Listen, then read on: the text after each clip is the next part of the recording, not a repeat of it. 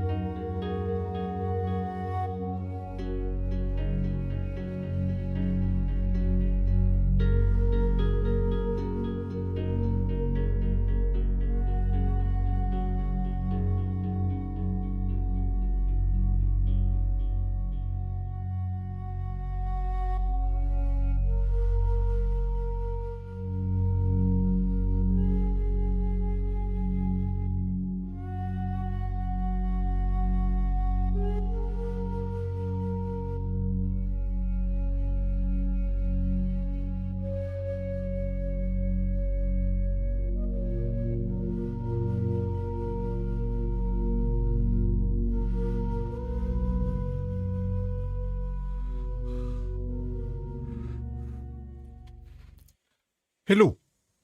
Oh, I see cat. I got a cat. So more viewers. Sits there. Meow. Milo and Will. So that's where is it? My sample.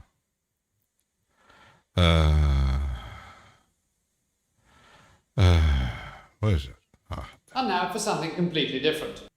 Afterlife. Good morning. Oh my. It's dirty. So we going to make nothing really changing. But let's see. I prepared something. It sounds okay. I think. I was experimenting a bit. Save it. It's I don't know what it is, but it is something.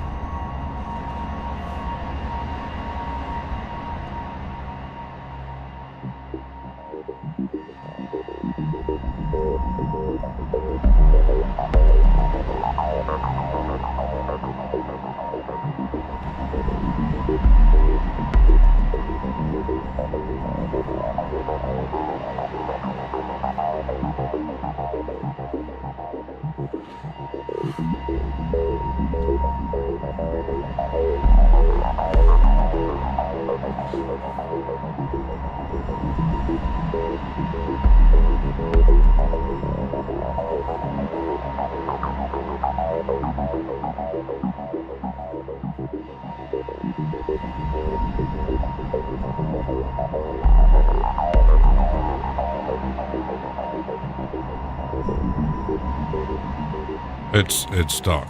I'm thinking about something. Let me check something. Unlock.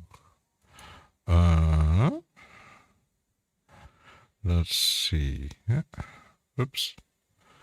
Might need to. Huh?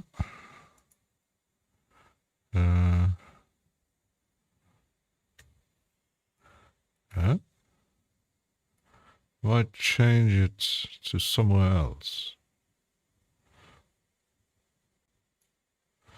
There? Okay. Oh. And where's that's my cat.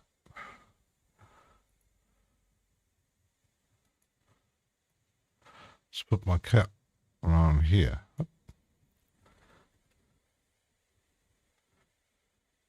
So you can see there. Huh. Why not? Let's lock everything. Yeah, it looks nicer. So you can see my millimeters here. Oh, I think... Oh, there's a new update. Again. How are you all doing? So... I was experimenting. I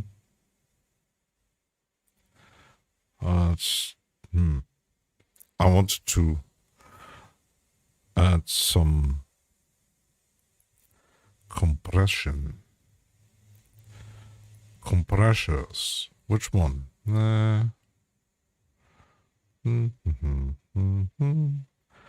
Maybe it's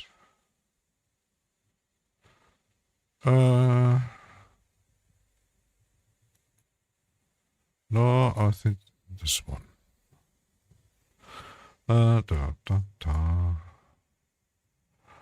Maybe let's do a selection here.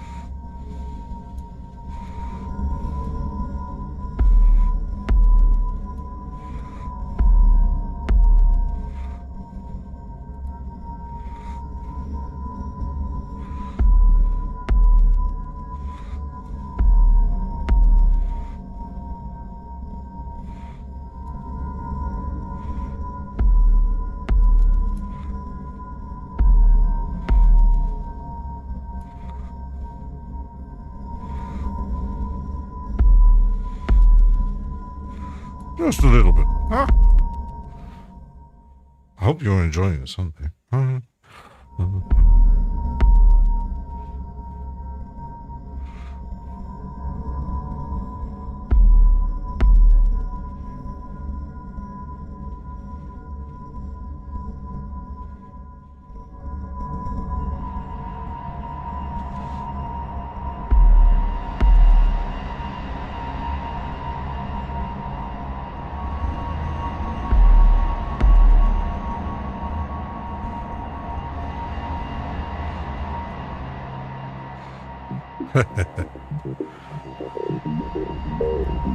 Oops. Ah. Oops. Actually, the reason why I did include a 303, we got 303 subscribers and like 2,000 viewers. You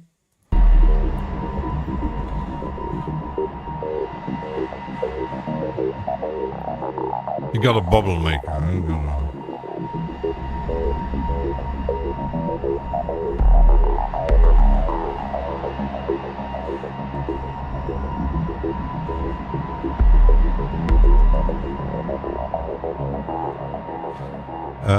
I wonder if I do another reset.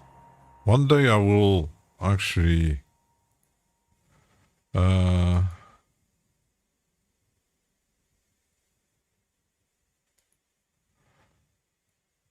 try to understand how this thing actually works.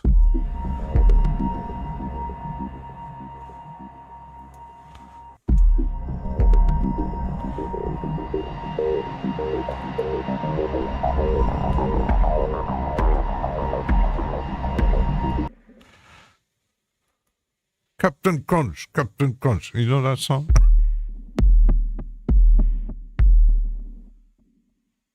Not that one.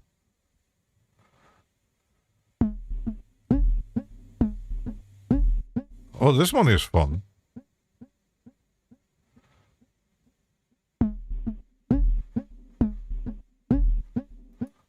I might keep that one. Ha!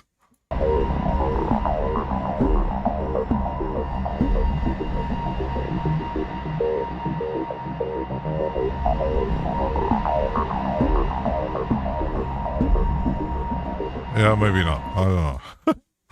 Let's do another one.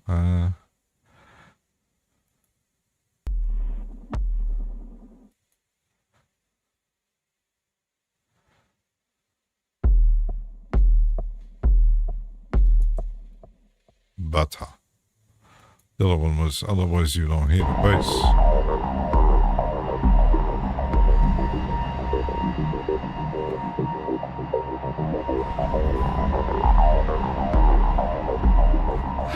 You didn't read the manual? Me neither. Do I actually have the manual? Let me check because some I have saved, but because I have this is the old version. Plugin is E16 FX. Yes, I do have. And it's smaller than number 2. So it's good to have, but yeah, it would be good actually to read it.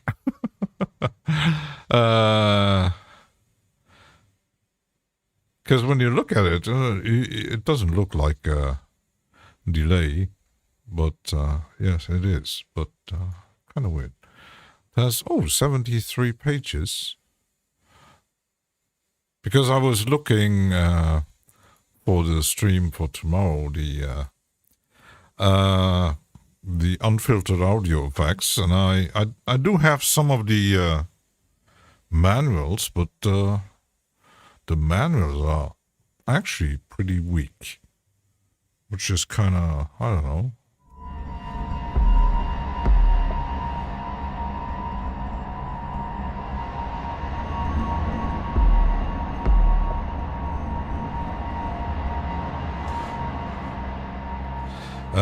I will actually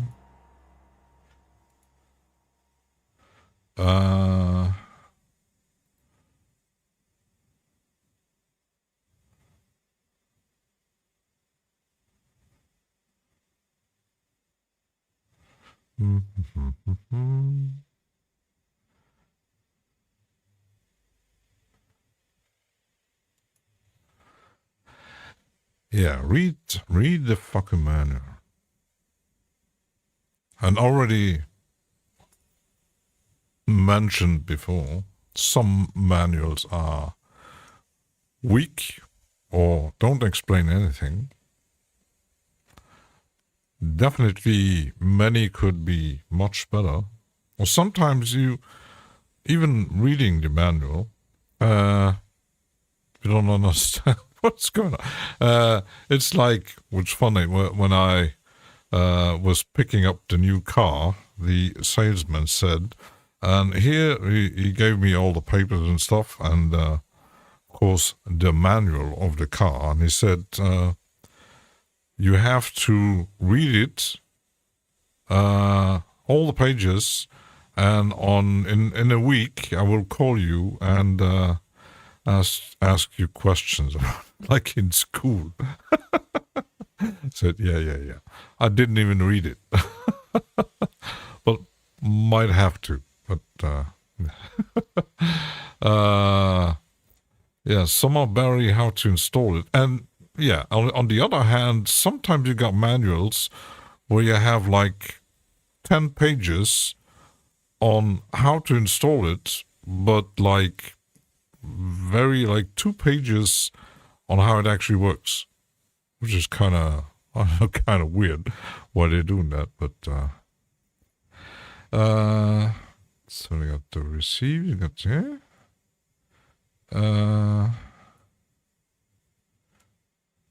Because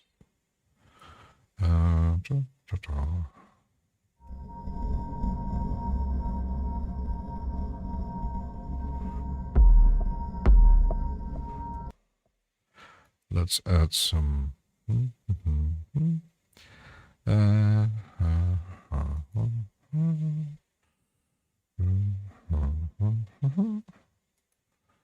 mixing,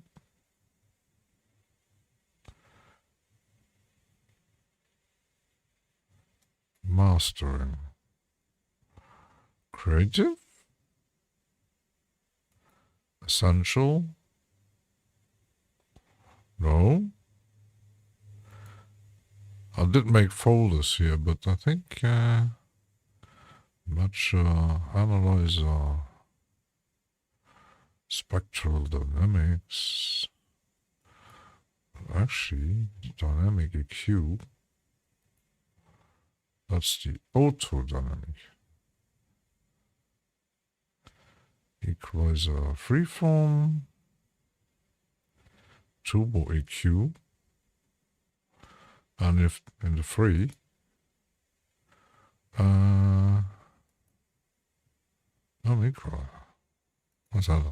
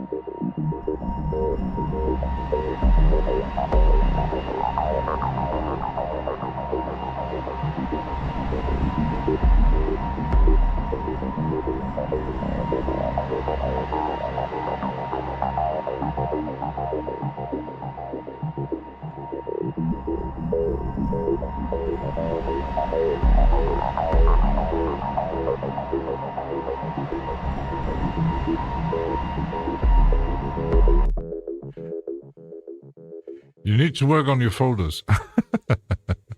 Yeah, I changed mine.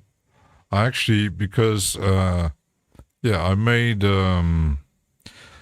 some specific, and I actually was going through how the Melder bundles were actually made up on the site, and made folders specific for that, but it is kind of weird. But I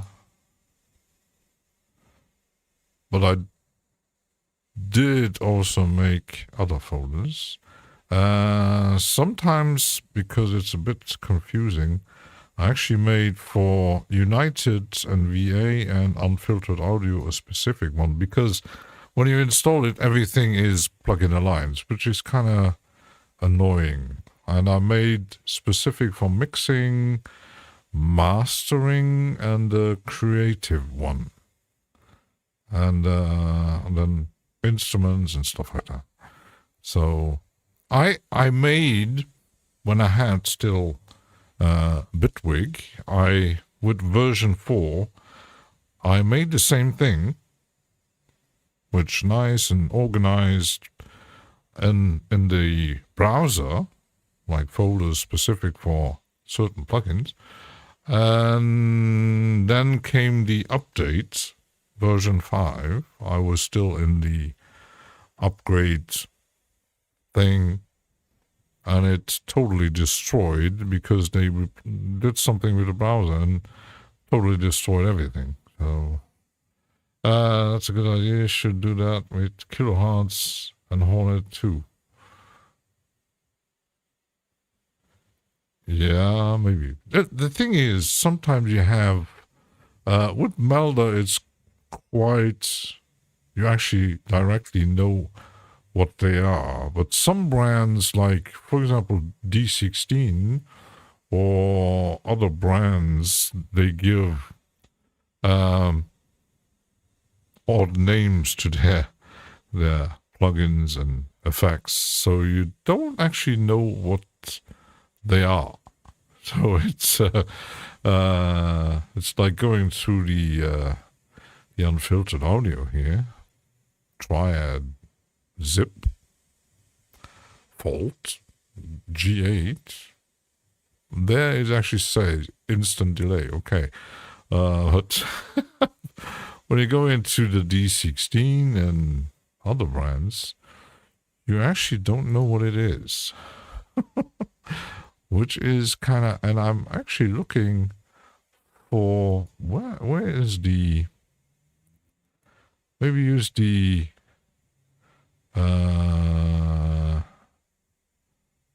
auto dynamic, but there is also a dynamic EQ. I might use that one instead of the other one. Let's see. Because this one, let's get rid of it. And actually use it here and here.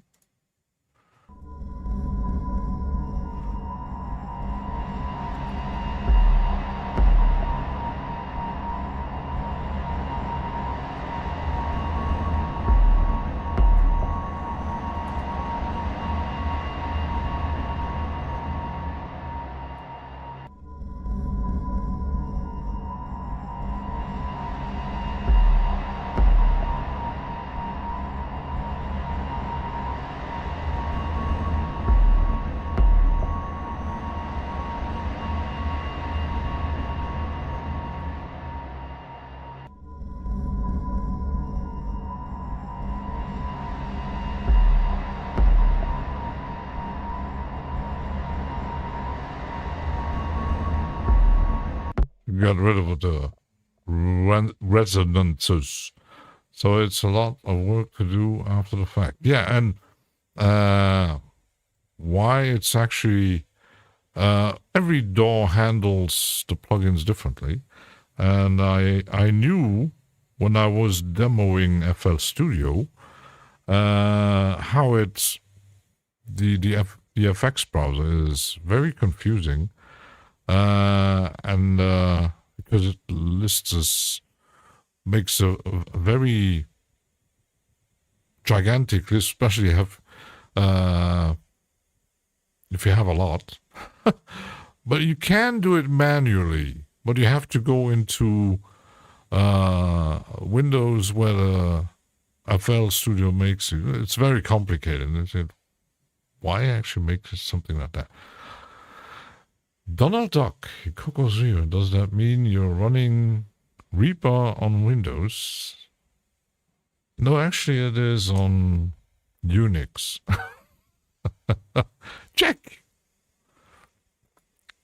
Donald Duck is always funny.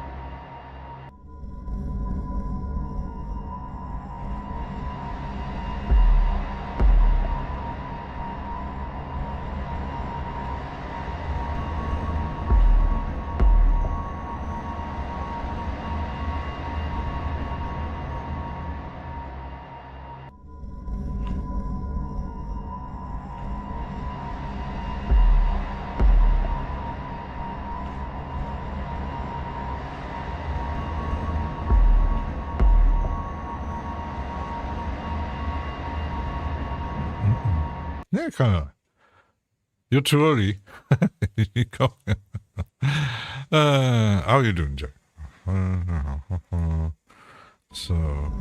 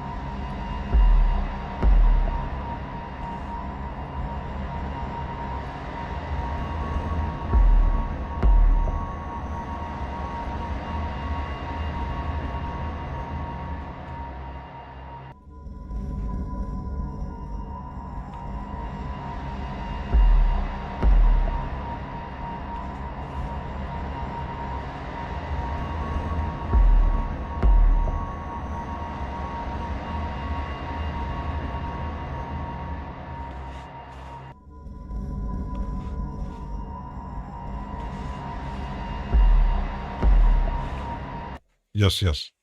9 a.m., windy and chilly, northeast New Jersey. You're actually pretty close to, well, close in American distances. Justo, where are you driving?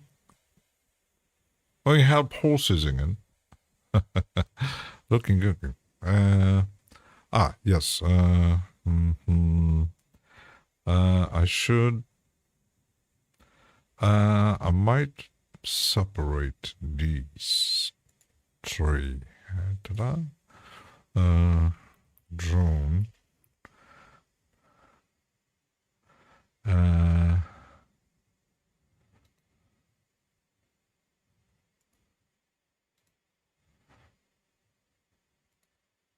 That's better. Okay. Let's make a color.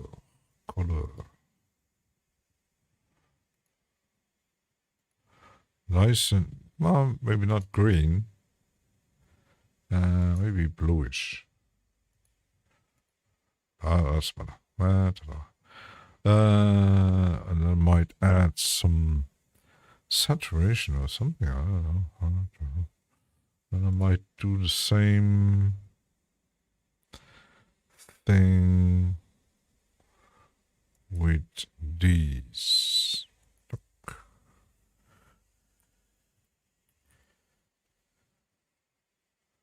And let's do nice and tidy. Mostly similar weather. Yeah, Willis, Central New York. I'm Central Europe.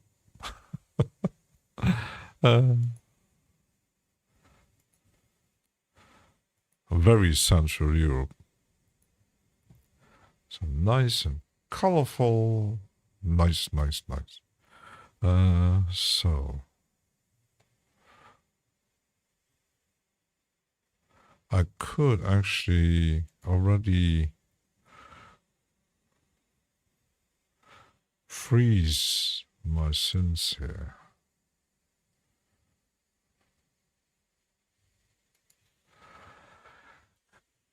Yeah, the weather is well, it might sometimes a bit more extreme than in my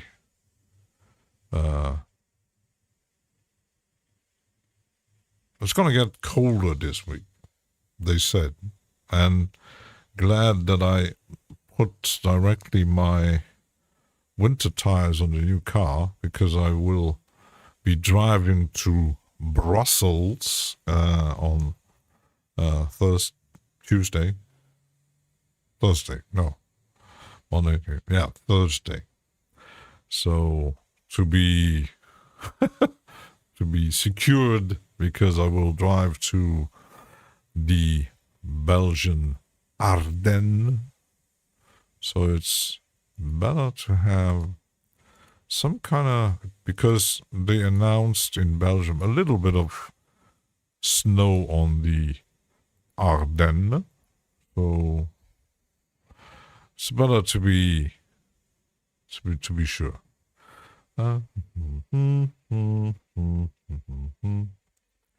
So that should be okay.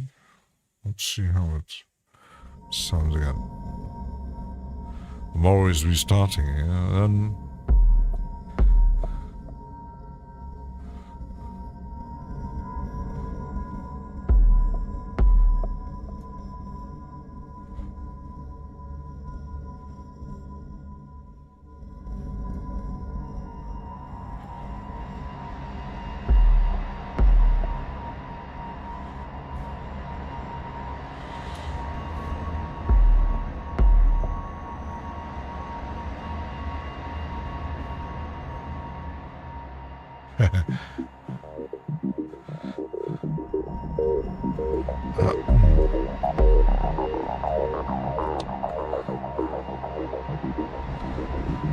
The last time I was in Brussels, oh my God, that is, I think it was last year. I had to drive Mom to Brussels, to the airport. I'm not really a fan of Brussels, because it's a big city. The problem is it's not the there's a lot of traffic, and somehow they manage the ring around the city and into the city. It's very messy, and I'm listening in my car. I'm always listening to a Belgian classic rock radio station, and every time they have traffic reports, the accidents happens, and all day long on the same spot. And I know the spot. It's catastrophic when there's a lot of traffic, because multiple lanes interchanging, it's a nightmare, especially directing into the airport, and then the direction into the Netherlands. It's ouch. It's not really well made. I know that I never really drove myself into Paris, but apparently it's the same catastrophic.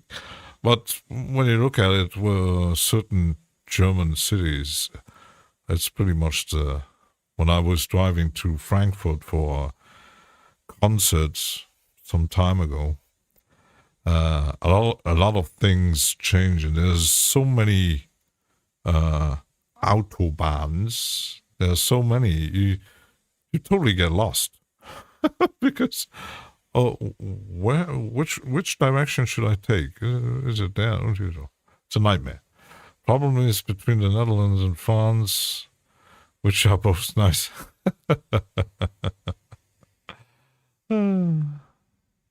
Yeah, the thing is, the first time I was actually, because Brussels is known for it's a concert city. It's a big city. There's always something happening. But I only visited Brussels whilst driving myself once. I did go to other cities on festivals and concerts, but only once in Brussels. And back then, it was early 90s. We had no GPS. We had no smartphones. So to actually find a place, it took a while. It took a while to find. I almost hit a police car because the directions in the town itself back then was a total nightmare. How can, if you maybe live there for ages, it's, I don't know, but yeah, sometimes you see a sign. Okay, that direction is the freeway, and that direction is the concert hall or whatever. It was the one of the main halls. They have pretty much in the center of Brussels, and yeah, there's one sign. I said, okay, let's take that direction, and suddenly there was plenty of crossings and stuff. And where is it? I was lost. Wabbit. Why I actually loved driving to Germany for concert was way easier than Belgium. So, I don't know. Some humans are annoying. That's it. I'll leave. We're not humans, Rabbit. We're like ducks and rabbits. When those solid-state batteries are a fact, I buy myself a camper and hit the road. Oh, interesting. A camper. So put these. So put these.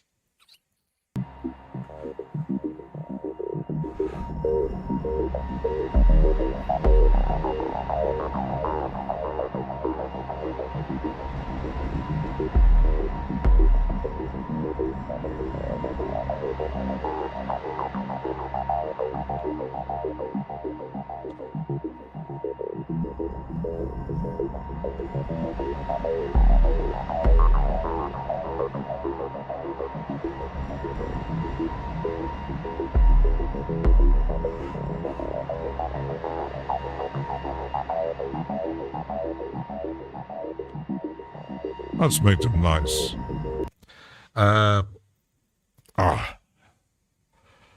Those solid-state batteries can quadruple the range. Ooh.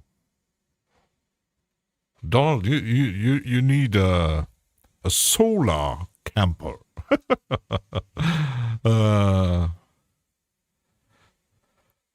Density parameter on Acid V is super good. It is. I do have the Acid V and the D16, and both have their ins and outs. But yeah, how you don't really need to sequence yourself. You take a preset and you change it, and I was doing the same thing. It was a kind of ambient-ish preset. And I said, oh, let's tweak the density and generate. And I said, sounds nice.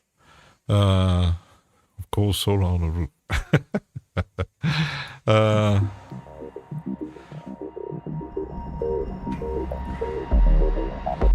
And I also want to actually use the a bit of melder today. Fun. Autopan cabinet as guitar. Come. Da da da.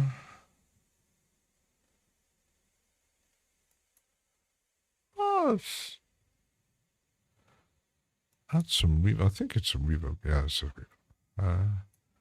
Drums, small wooden room, large room. Phil Collins. I think that's more like.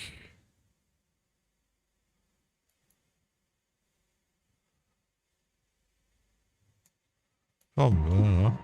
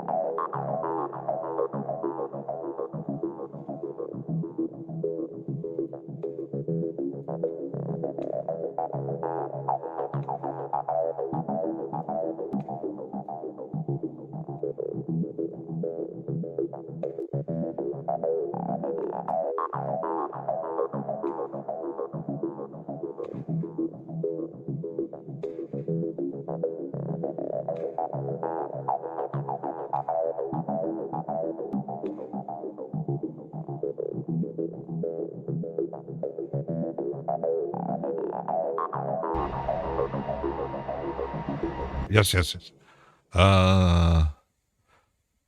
During our dog walk, someone asked if we knew where a certain street was. Grown human being, you don't have a phone or can't ask the gas station like the rest of the back in the day. Probably get it. Yeah, we need some Collins fills.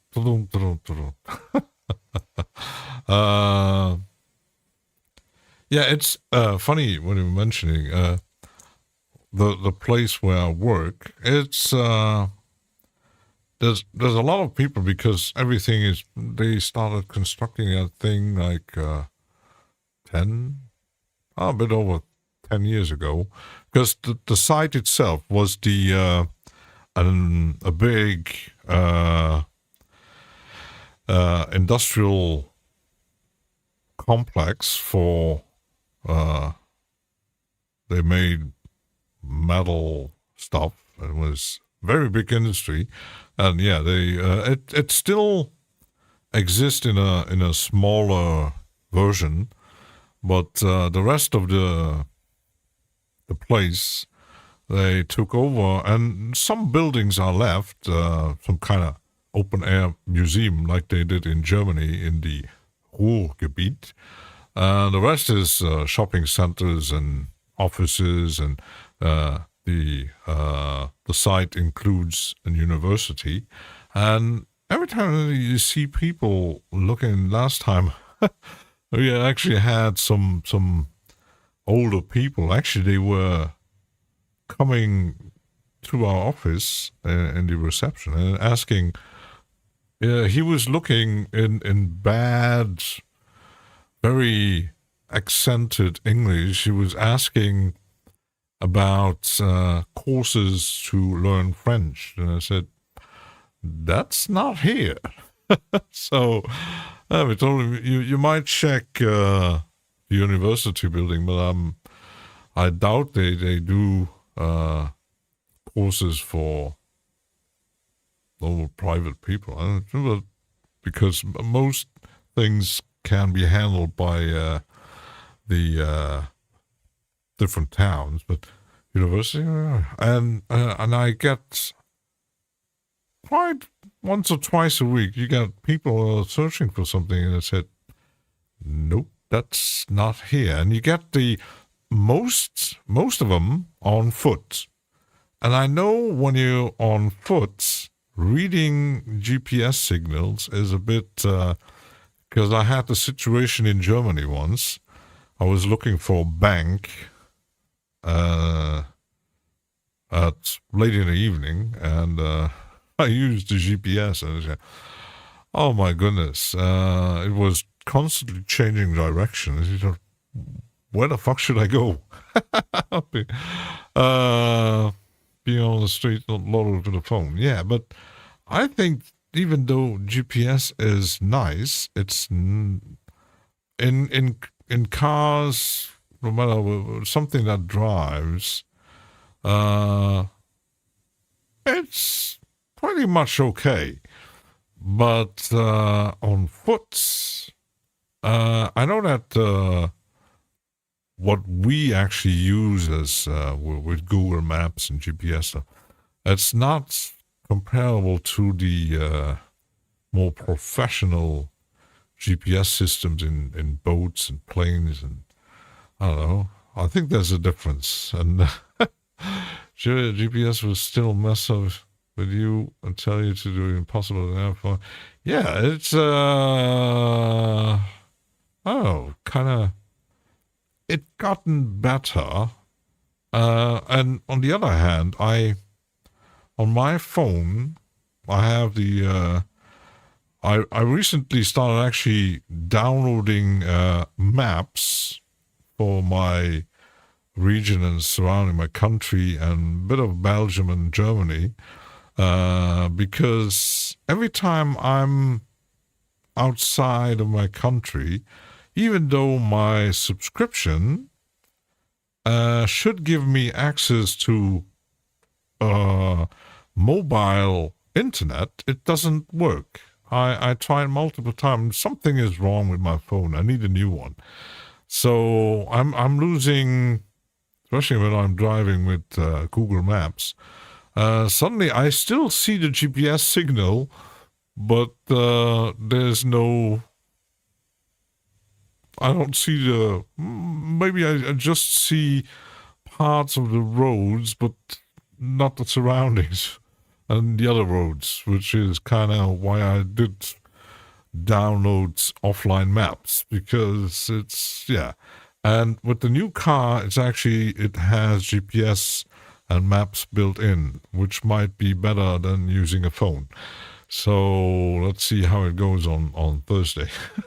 If I'm actually, because the location is still in Brussels, but it's a different location where I've never been. So let's see how that goes. But I read an article that people that travel by foot and do a lot of hiking, they actually don't rely on Google Maps. They use Open Street Maps.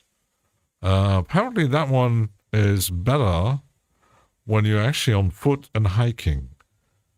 And I did have the application at some point. I should actually download it again. And they said, yes, when you're actually in the middle of fucking nowhere, it's better, because apparently Google Maps isn't as good as some think it is. So, I don't know. I stopped using portable electronics around 1992, among it. Quit TV around the same time. Jack is totally offline, but he's still watching YouTube.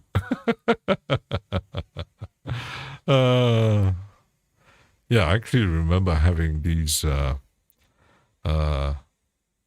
back in the days. My mom actually brought me quite a while ago. Someone gave her those Garmin GPS systems to put in your car, because back then most cars didn't have any electronic GPS systems, so you had to use external. And that one with that little screen, and kind of okay, but to actually update the maps, you had to pay a company on their sites. You had to pay and download maps, which was kind of what? I'm not even sure if the company still exists, but you're 100% offline when outside, no phone, no watch. You don't drive either. Well, that's a good lifestyle. I just have a phone, but I'm actually using my smartphone to actually just phone and text. A bit of WhatsApp, and I don't use smartphones like most the younger generation, constantly scrolling through.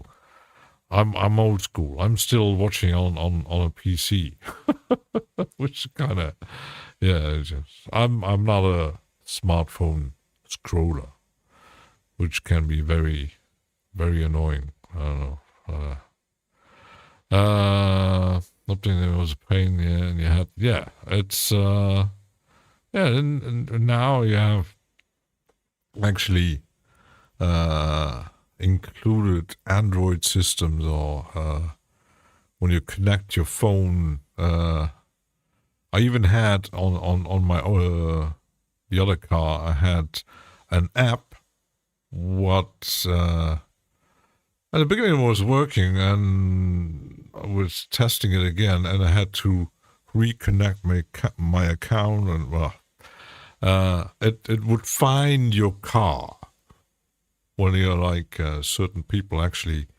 get lost in a city or in a parking lot, and you know, where the heck is my car? And you had an app from the brand where actually just find my car. Oh, it's not that direction, but it's on a different level. Oh yeah, yeah. Wonder where the whole smartphone thing actually will go at some point.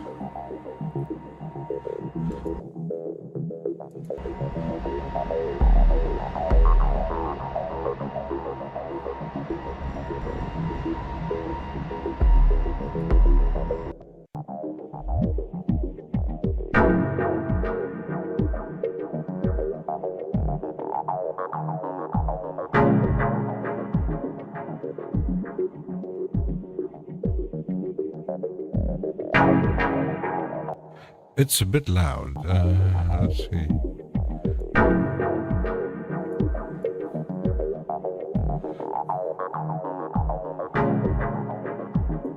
And that's better.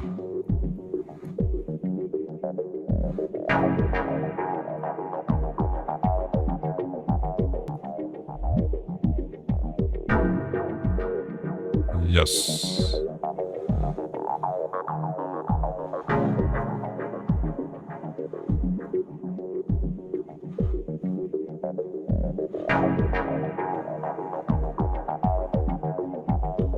Better.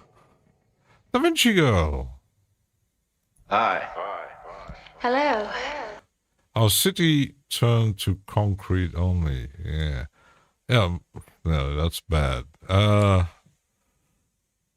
Yeah, I must say Luxembourg and most the small towns got better, but most of our cities are not very green. You thought you stream more early? No, 3 p.m. So yeah, because even the place where I work, it's not far away. It's not very greenish either. They even had it. There was a place where it was a big square, and they had they made some grass. Parts of the square was grass, and suddenly they decided, because that's a bit too much work, so they took it away and put not concrete, but cobblestones. And so, yeah, there are some trees, but yeah, it's not really, I can't say it's a green,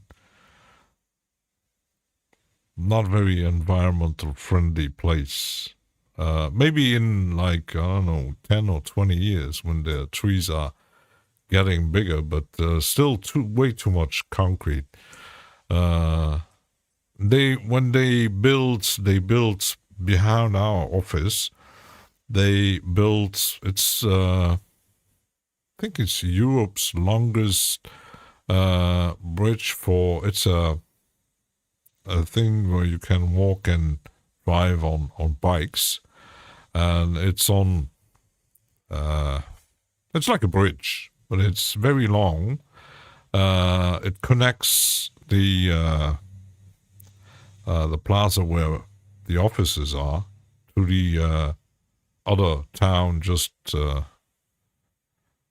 few kilometers outside, and yeah, there's a lot of people, and they actually put some trees and bushes and stuff, and it's still not very crowded, but it's a start, but could be done better, way better.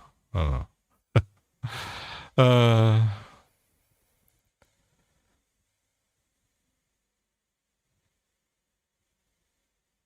don't know. So, what time is it? So,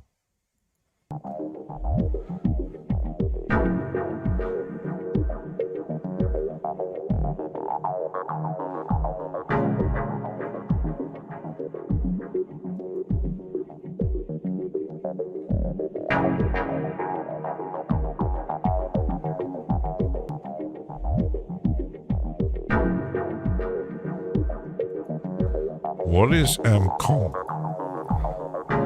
Which was that?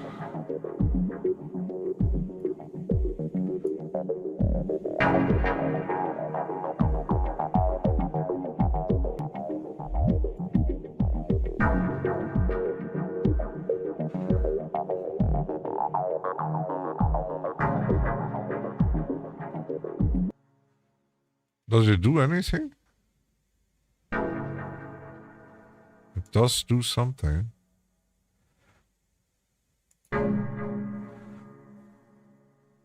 Creative delays in single band.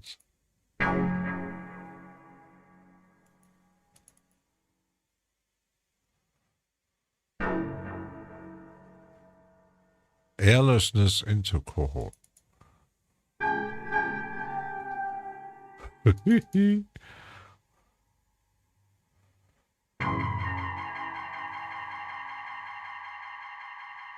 Oh. Uh-huh.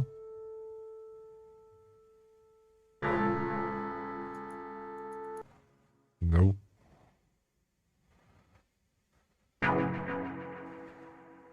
That sounds good.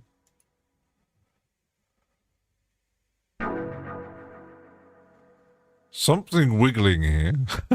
I don't know what it does, but it's wiggling.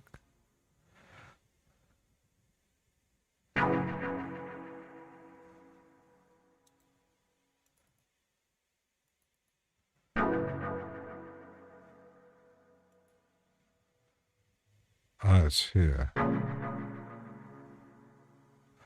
It's very strange. It's on a filter too.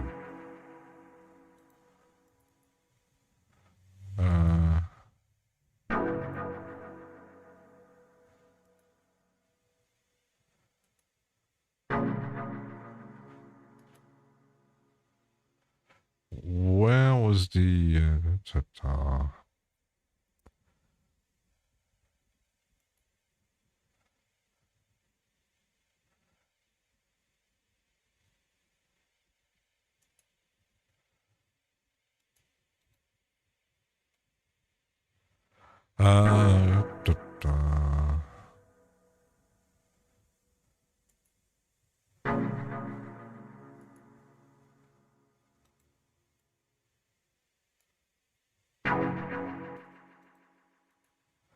There's a what? How? The modulation. Let's see.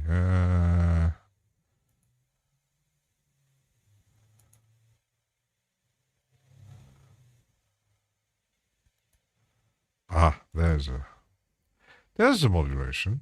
Da, da, da, da.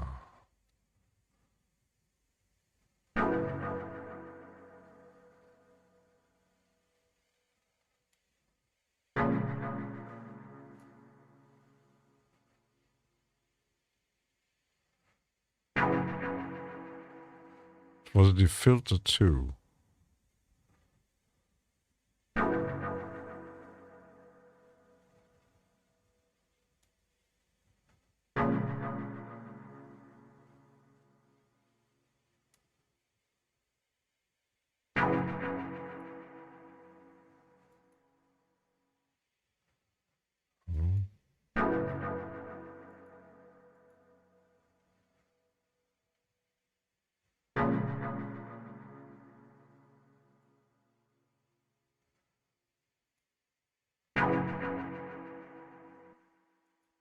Not easy to find. Right. Let's do something else here.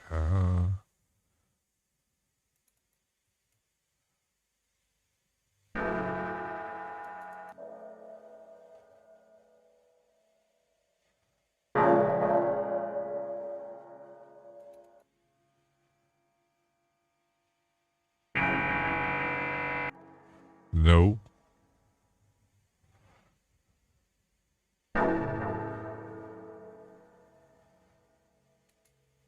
Nothing wiggly. Just here one. So let's filter. Okay.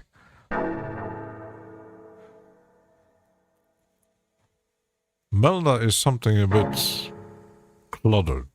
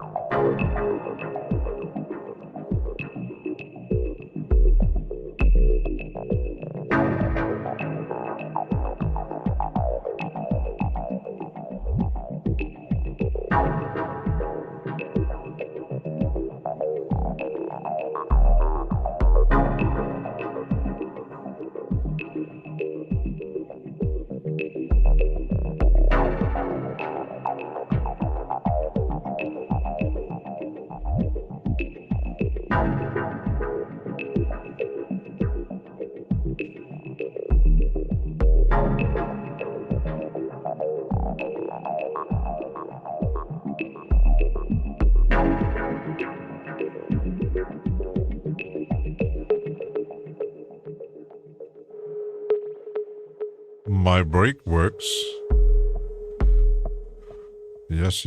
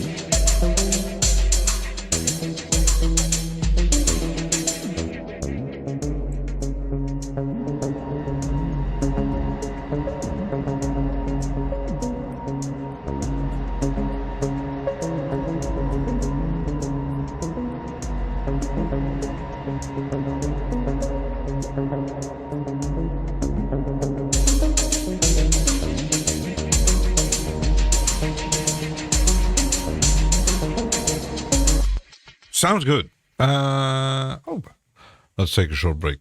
And yeah, grab cookies, chips, pizzas, coffee, all the other things. And I'll be right back.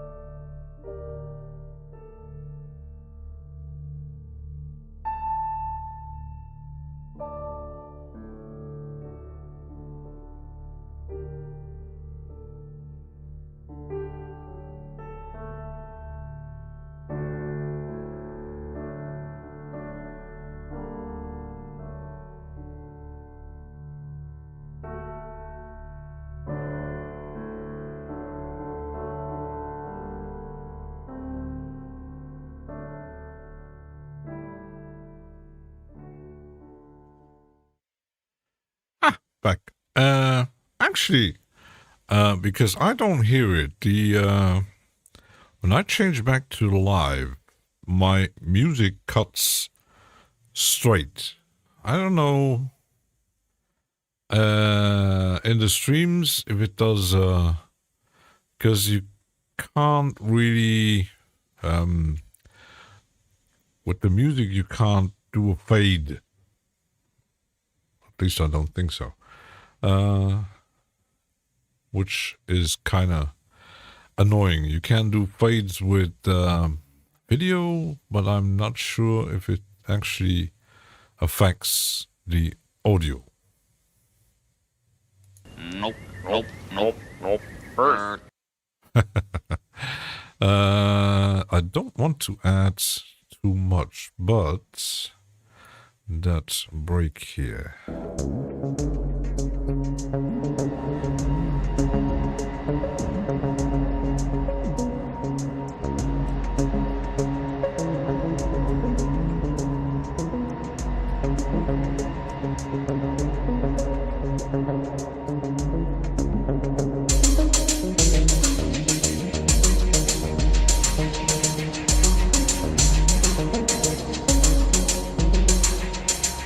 It cuts.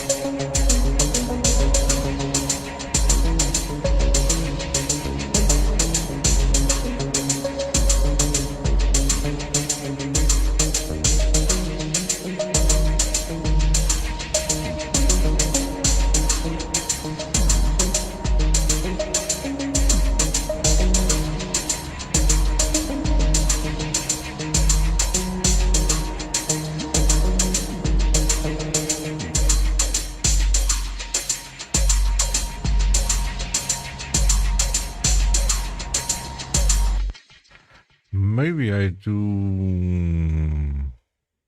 a volume here.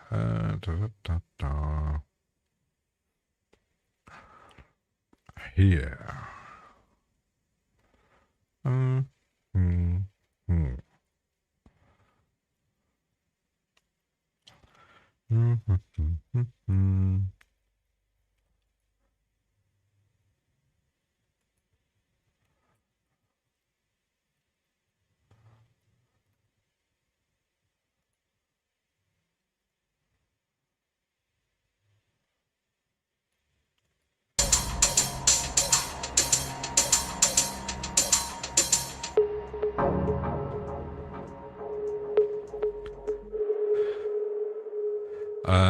Put this one up again.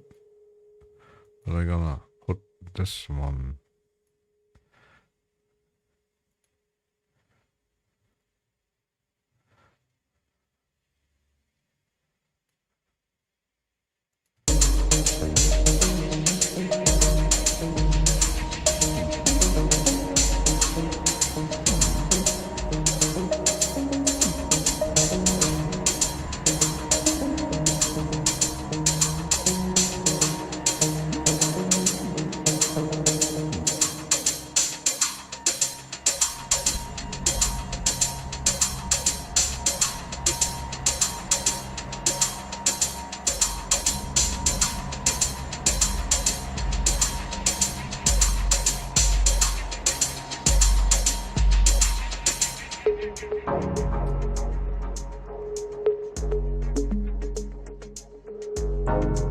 Yes.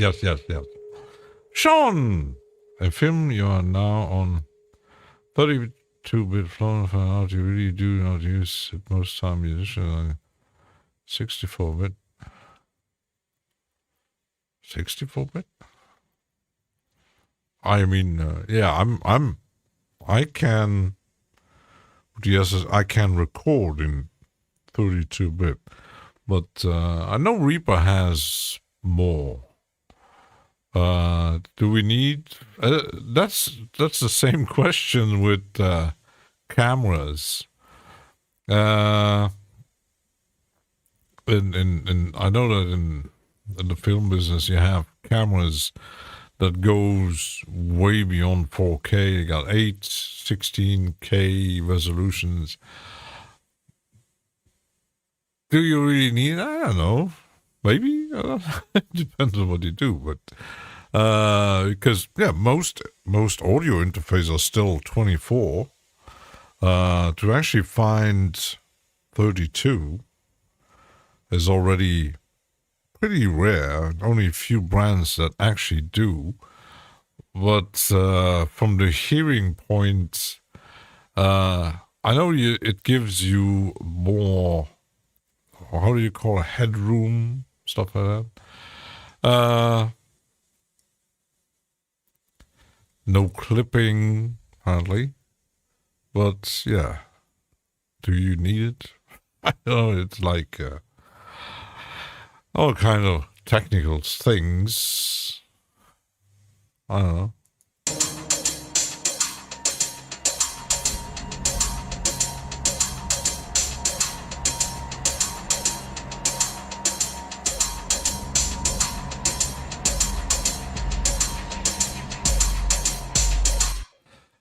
If I do that combination like this.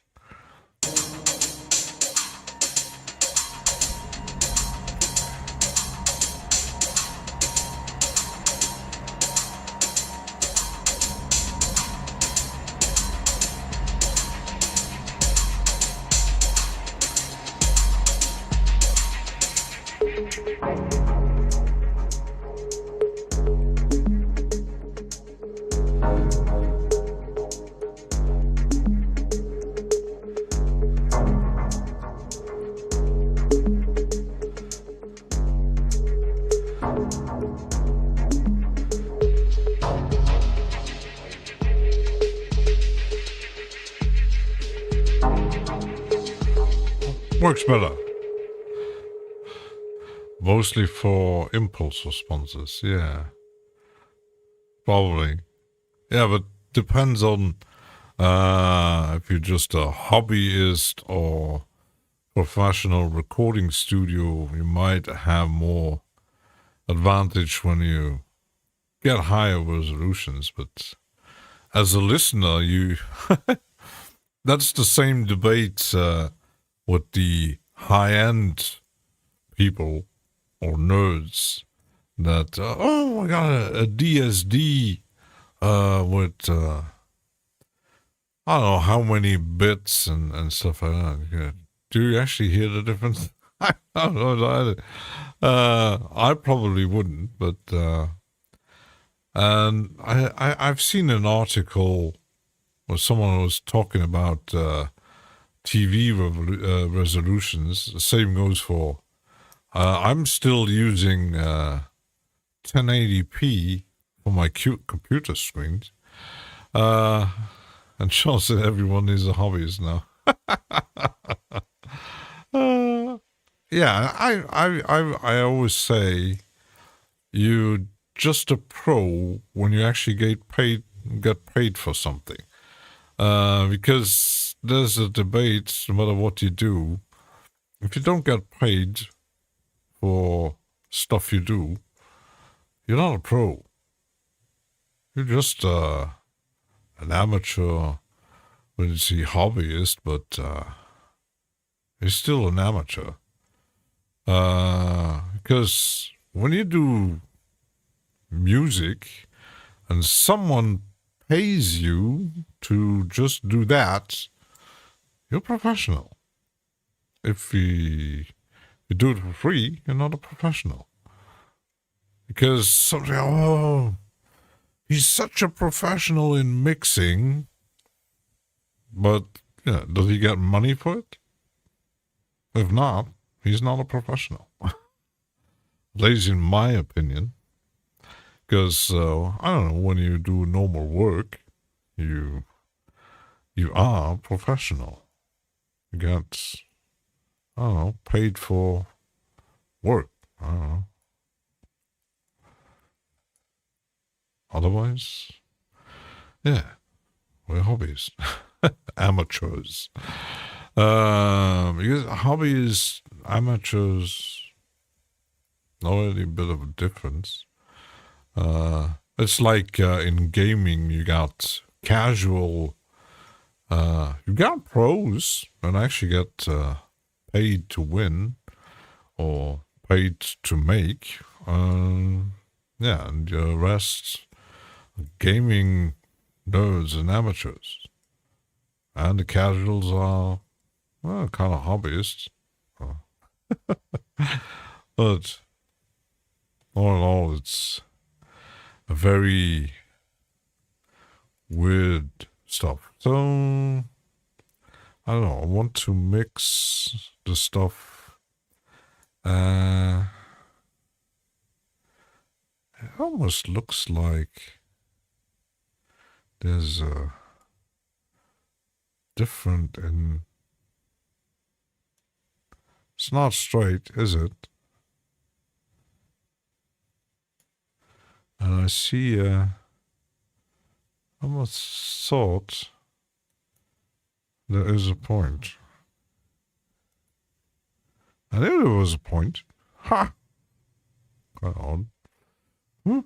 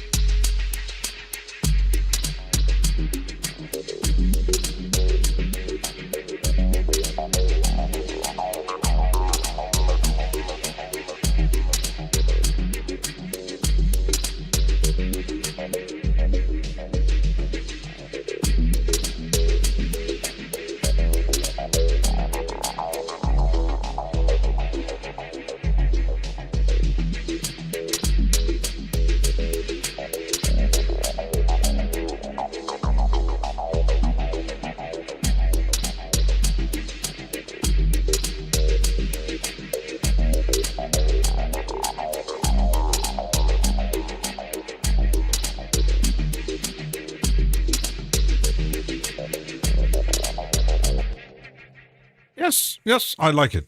I'm going to do another one. It's saved. Let's save as. I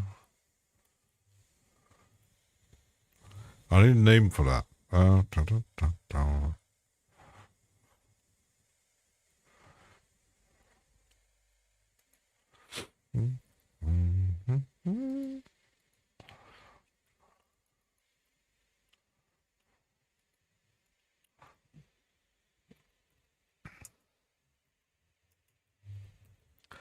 Very simple name.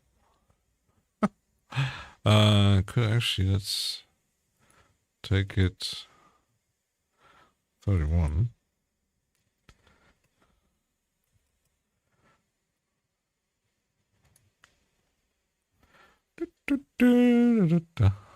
All of the best musicians I know, without teaching, whatever, they couldn't make it a go for it.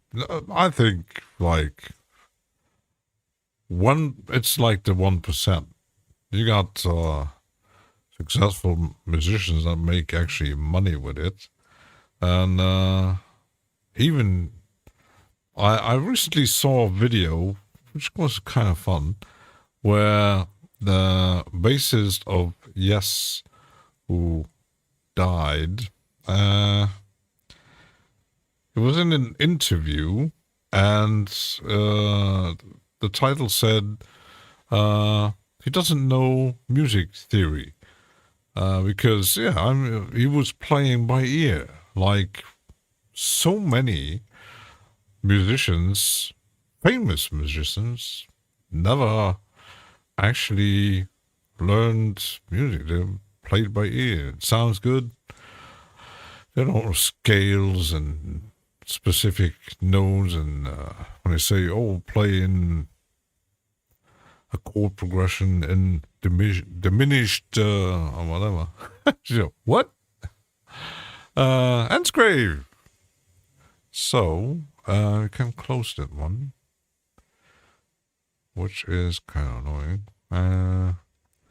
Let's do a new one.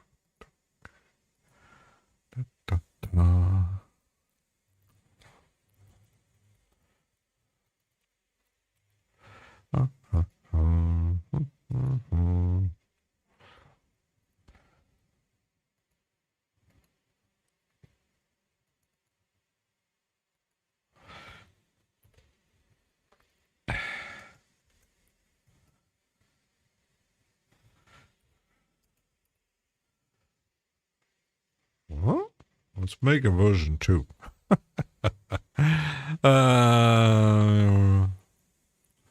Make it slow.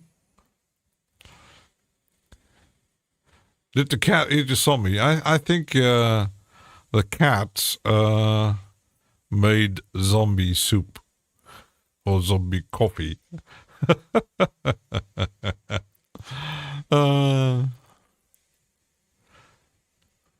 Yeah, I don't know music theory either. I rely on certain tools and kind of get it, but high theory, but good ears for the win every time. Yeah, I think even if you don't know music theory, you kind of know what sounds good, because when I'm listening to for most Western ears, it is weird. When I see Gordon, aka Xen Pills, doing his tuning microtonal Edo stuff, it sounds off to me, at least. He's playing, and I don't know. I was asking if you would choose a different instrument instead of a piano, it might sound better. I don't know. I'm not an expert, so. And yeah, when he's playing these chords and melodies, sometimes it works, but quite often he's that sounds weird, kind of. I don't know. It really sounds very weird, which is, yeah, kind of sad. But okay, stop. So, what are we going to do?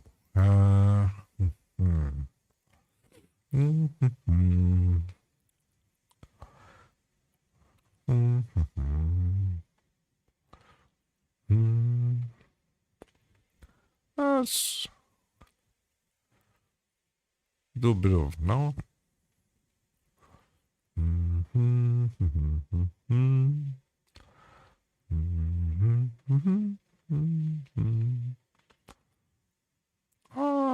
Let's use something I haven't used a while. Kill cat zombies, cat zoomies. Oh, that's presets. Effects and chaos. Stow arms and stomps. Pads and keys.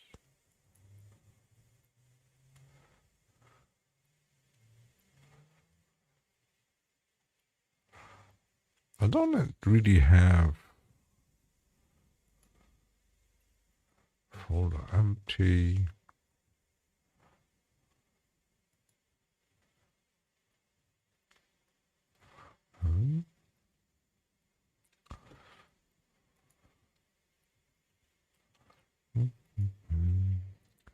I might need to.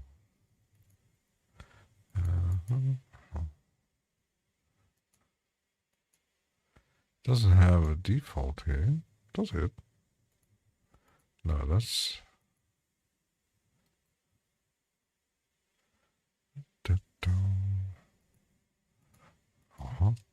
I never used it. Favorite recent of mine is Brendan Burns' Astral Room. It has microtone stuff in it, while still being more conventional. Really good.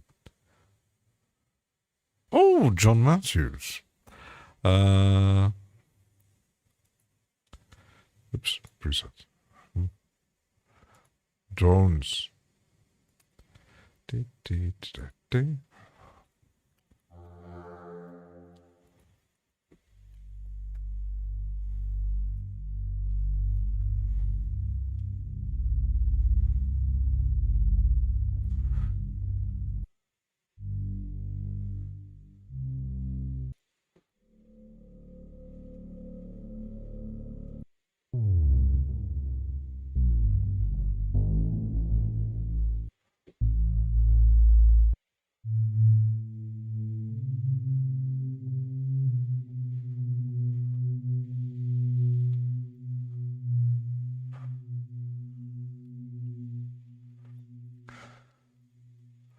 So these are the factory. It's a bit confusing.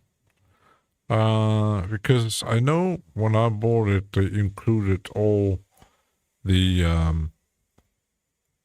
factory presets that are sold on the site from Yuhi.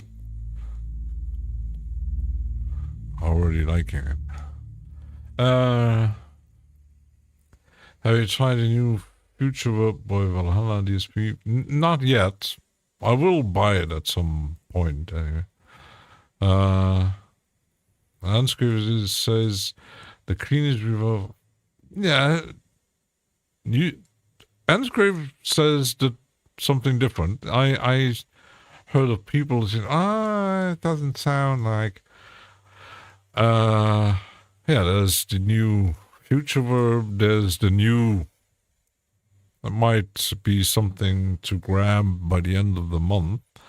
The new preset plugin pack for Beam from Ben Jordan, which sounds pretty damn good if you're into the eternal delays. And Sheldon says, I just installed a demo. I'm going to testify it properly after. Yeah, I've seen videos about it, but also on the new Ben Jordan thing, which sounds pretty crazy.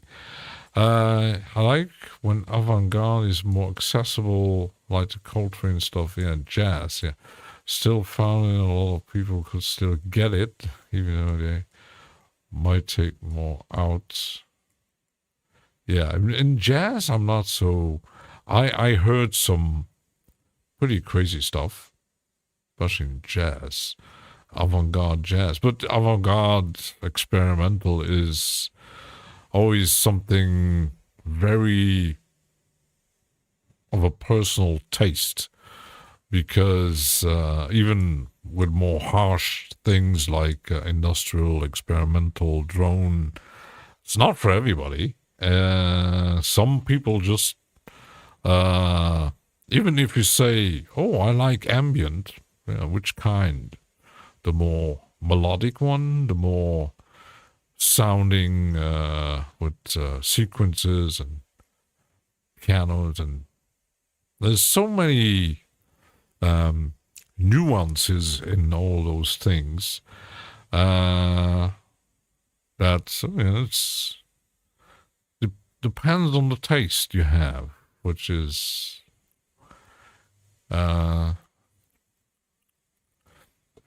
Supermassive. Yeah, Supermassive is free. I only from Valhalla. I only have one paid one. It's the let me check the Valhalla thing. The Uber mod I actually bought. The rest is the free. And as I collect delays and reverbs, one day I'm always adding some kind of delays and reverbs. I'm crazy about it. It would say, oh yeah, it's a delay, it's a reverb, but yeah. Changes to whatever new sounding eventually become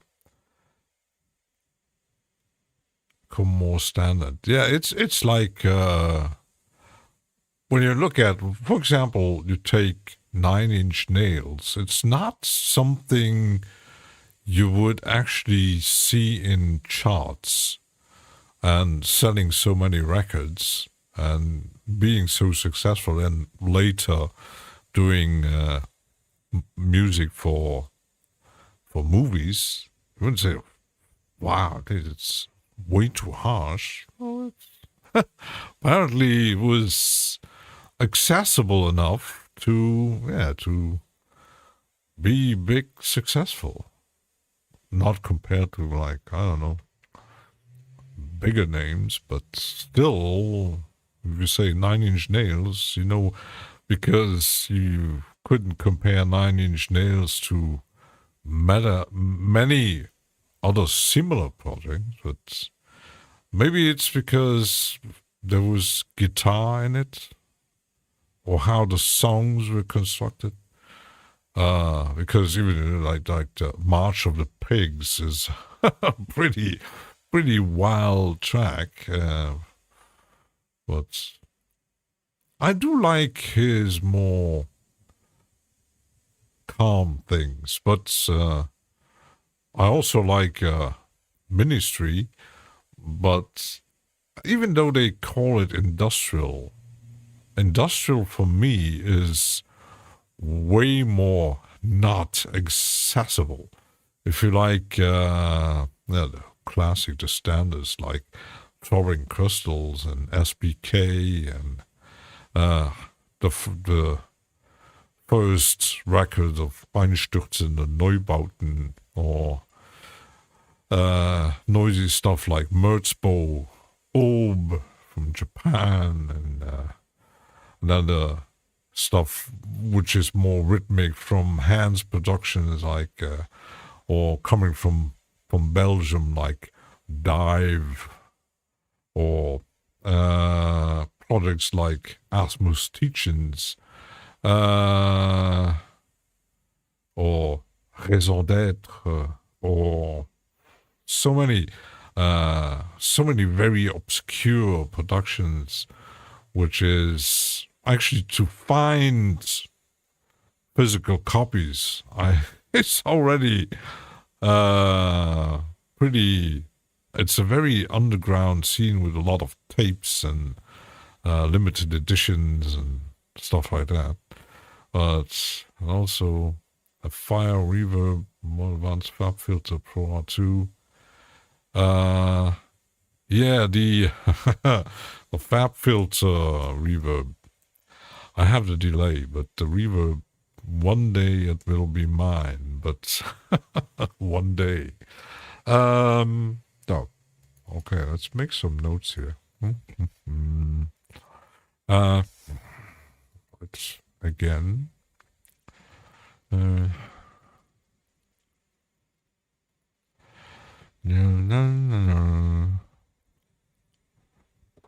I might change to something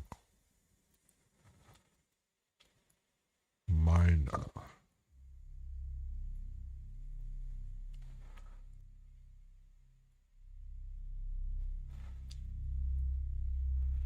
Let's make one note.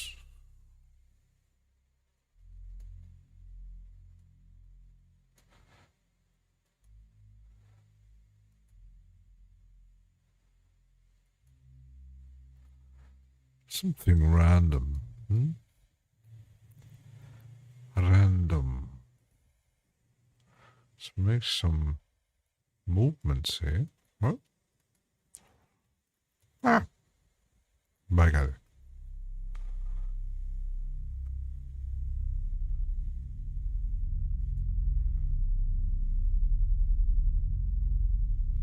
Because I heard sometimes you hear stuff on certain artists and labels, which an untrained ear would say, well, you could like repeat these chords and notes for like 20 minutes and do some modulations.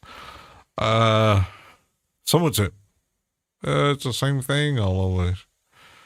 It doesn't change. There's no melody. What is it? The notes are so low you can't hear it, Gil. It's on C1. I do. You could hear rumble. There's something going on. Something's moving. The only thing I hear is rumble from Zebra 2.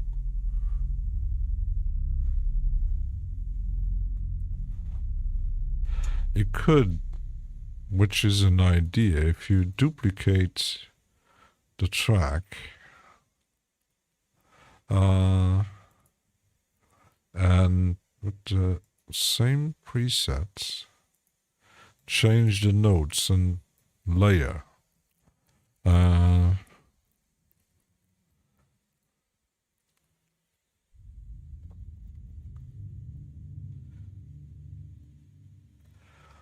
How does that sound?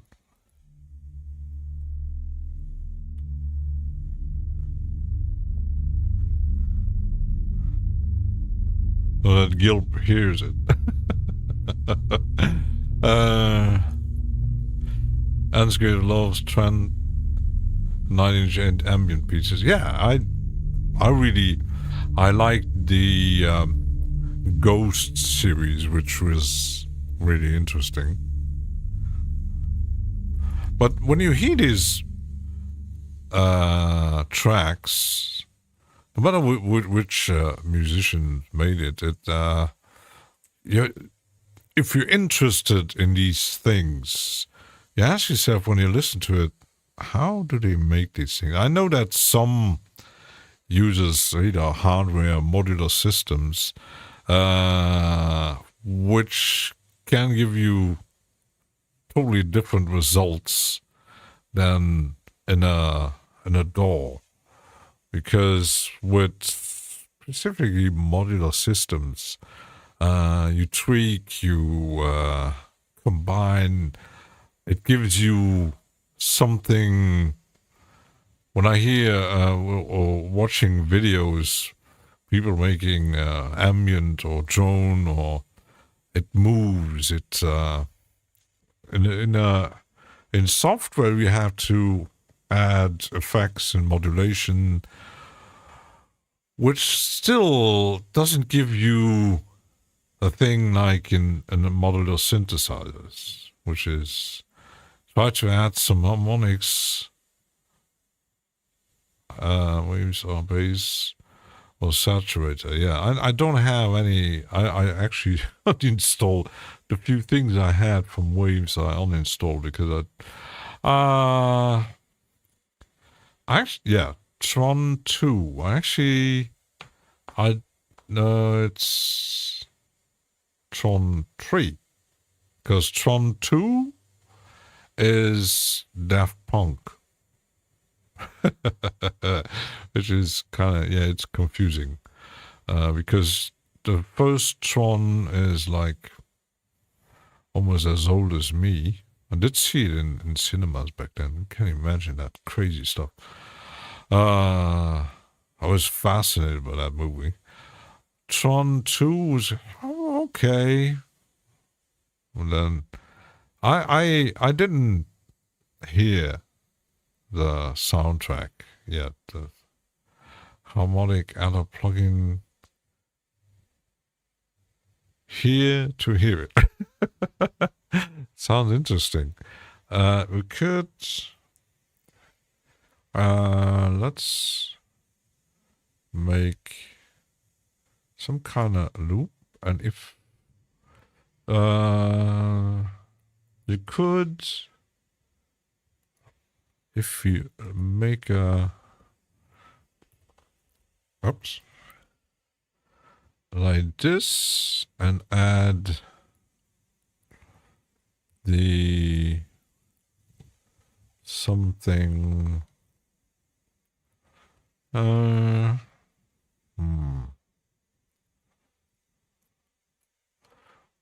grainy, or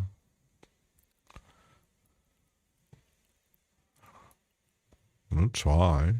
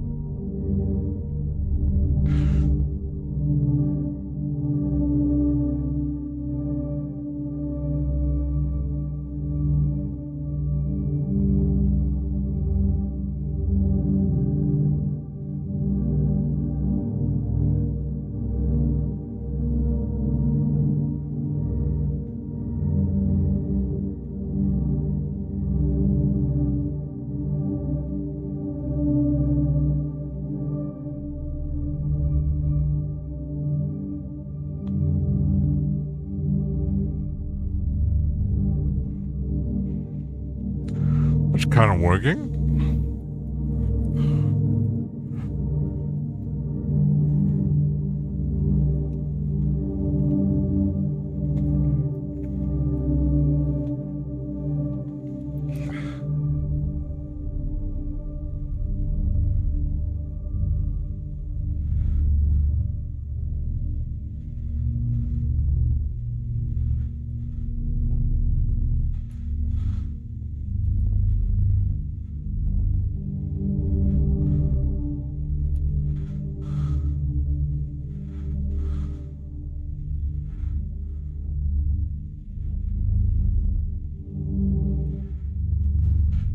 Which already makes it move around.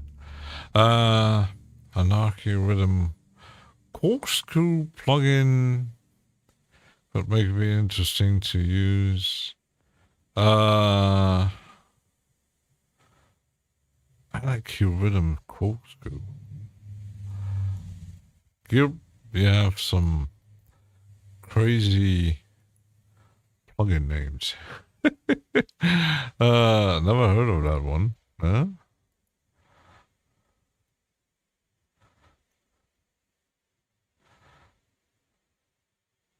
Oh, it's a free thing. Ooh, looks weird. Looks kind of weird. There is actually 64-bit, which is kind of rare.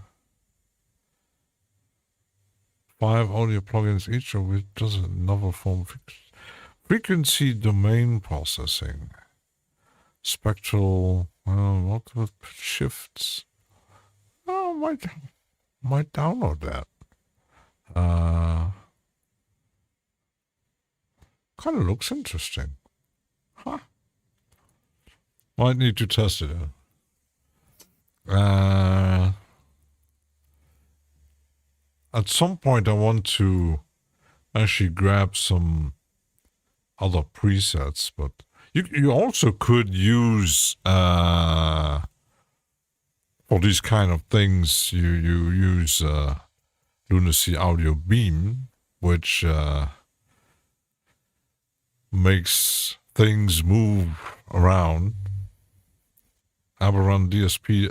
You mean the new lo-fi distortion thing that I heard of it that I didn't yet get. Oops. Can't type anymore.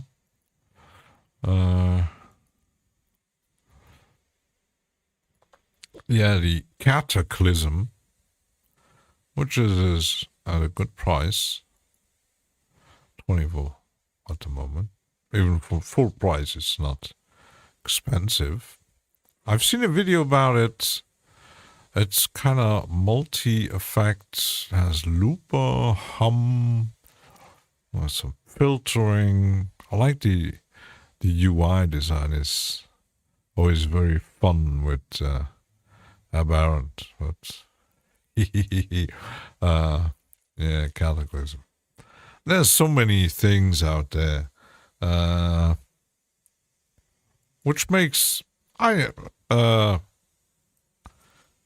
some say, oh, you don't need that much. I know that Odo had a stream. I think it was on Wednesday, and even Polarity was joining, and they talked about all kinds of things, and depends on the DAW. I know that even though Fresh Install Reaper doesn't have anything, but you still have with JSF effects, all kinds of plugins. You got even instruments, modulation. You can do all kind of crazy stuff. But saying, oh, you don't need that much plugins, and you can do just one and maybe a few effects, or if you have Ableton, Bitwig, FL, Cubase, or whatever, it has everything. But I decided I like plugins.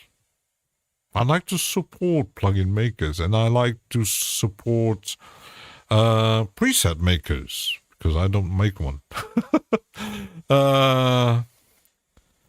You couldn't buy it at $24. Yeah, it's a deal, 24. When you imagine that you got companies that sometimes make a very simplistic looking hardware emulation plugin. You don't know how much time they spend on developing these plugins, because if you think about, there's so many small developers that make all kind of crazy plugins with, well, it might take them a bit longer than a company with a small team, but when you look what some do, and they don't ask much, they don't want $200, $300, $400 for plugin. And you got these big names that create hardware emulations, which there's so many clones out there already. Because when you look at the, I grabbed it for free, that Space Echo from UAD, that actually costs $200. And you could take the same emulation from Cherry Audio, or I even have another emulation that is kind of similar, which is just, I think it was a Roland delay unit with that tape loop stuff, but $200. I paid $0 for it. So you ask yourself, is it really worth that amount of money? You're kind of asking, you're actually paying for the name. It's like with everything. It's with the hi-fi gear or certain guitars and instruments where you, like, okay, when you buy a Steinway or Yamaha piano, you might get some very good products, but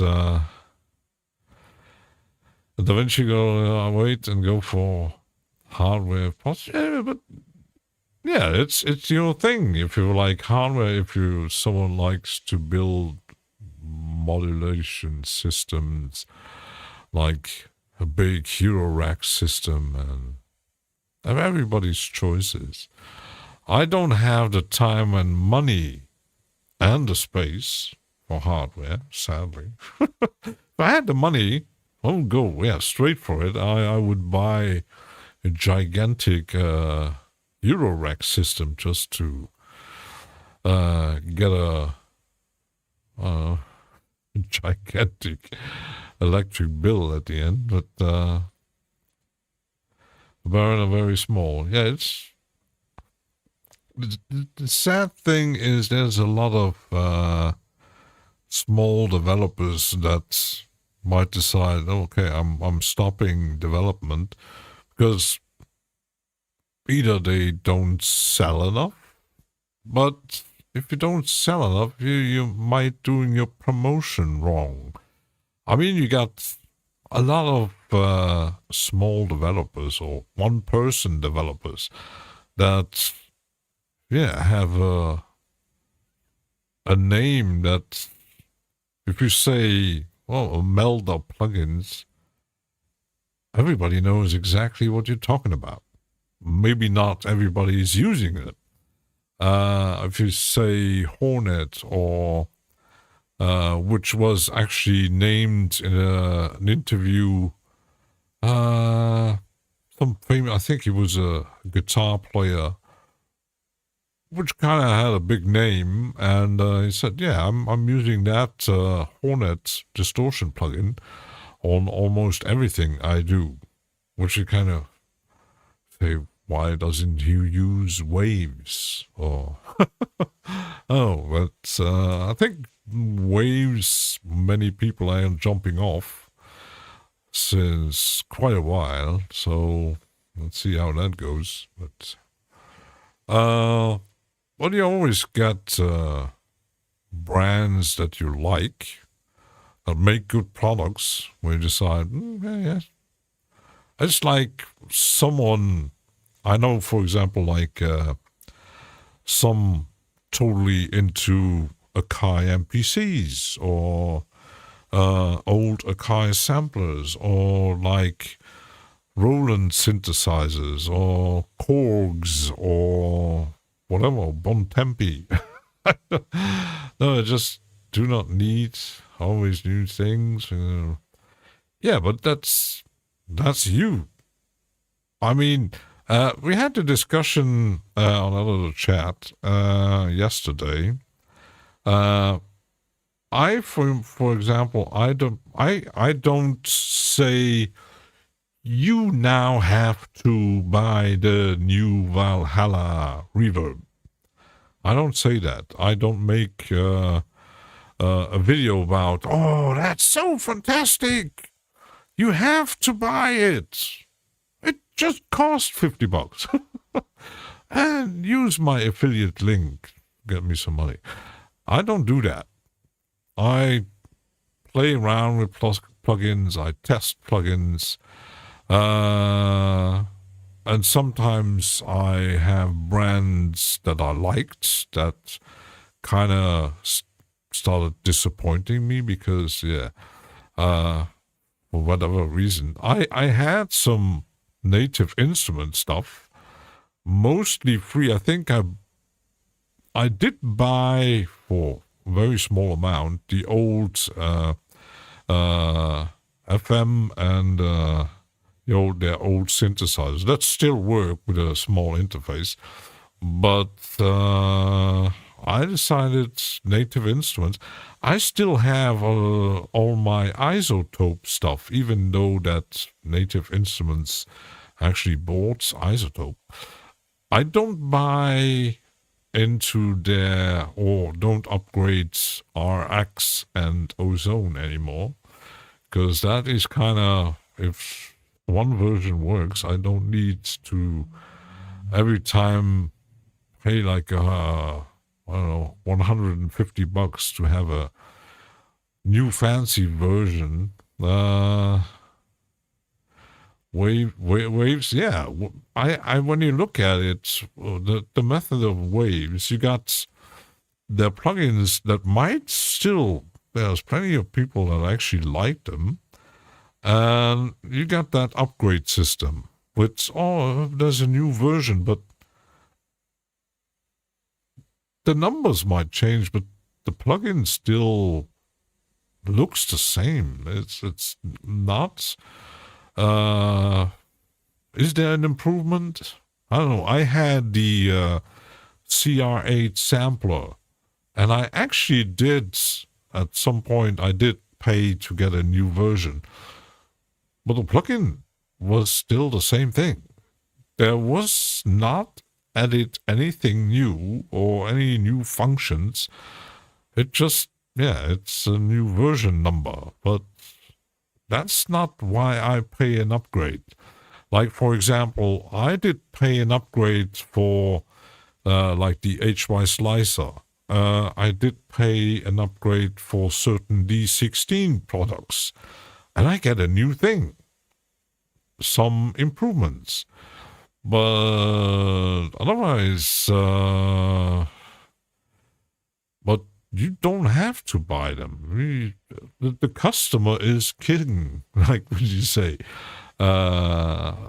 You can still say, no, because, for example, Odo Sandadokai said he doesn't use mostly internal Bitwig stuff, and because he's on Linux, he might be a bit more restricted for certain plugins anyway, but he's a very minimalist. He doesn't need, because he said, I'm waiting for the Zebra 3, but he's still hesitating. Is it something he might need? Who knows? BSD32-bit element has open source from beginning. You wish to let it die. But that's with everything. Upgrades and new version, new hardware, more powerful CPUs and graphic cards and more RAM. It's the industry.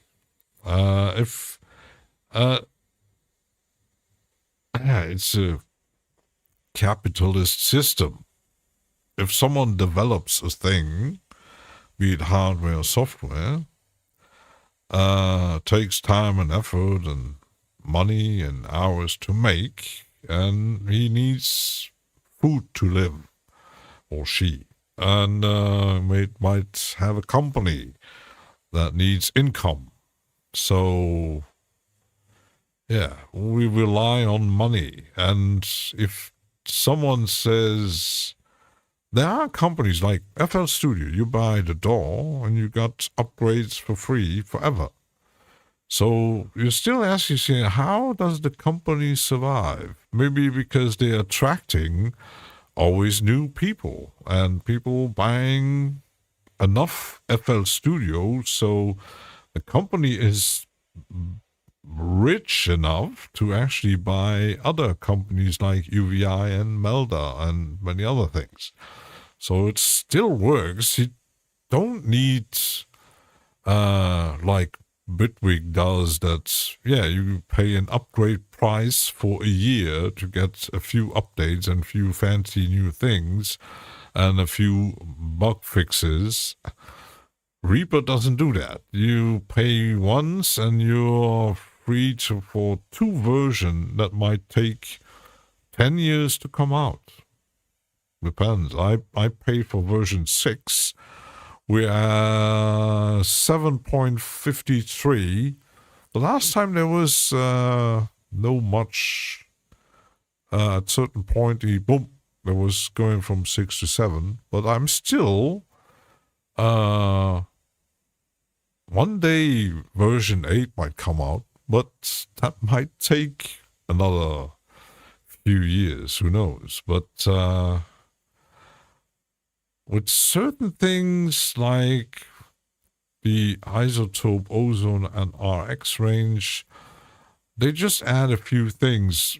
Sometimes you got, for example, Lunacy adding new plugins or new presets, and you pay a small amount. Okay. But paying for an upgrade version where you don't get anything new, that's something that's not very customer friendly. And once customers find out how your business model works, you might lose a lot of customers because something, I got like Ozone 9 and it's still working and it works for what I do. But Native Instruments have a very odd way of dealing with upgrades and customers because I think they have too much abandonware. They develop something, people buy it, and then sometimes you might get a bug fix or an update, and then for 10 years you don't hear anything new. And especially for Isotope has a lot of stuff that never had any updates, but some other companies do the same thing. For example, Arturia updates certain things in V Collection. With the FX Collection, it's more rare that you got some bug fixes or updates. But I'm still waiting, for example, on a VST3 version of Spark 2. Might never happen. I think they're still selling it at full price. I did buy it at full price, which is kind of crazy. But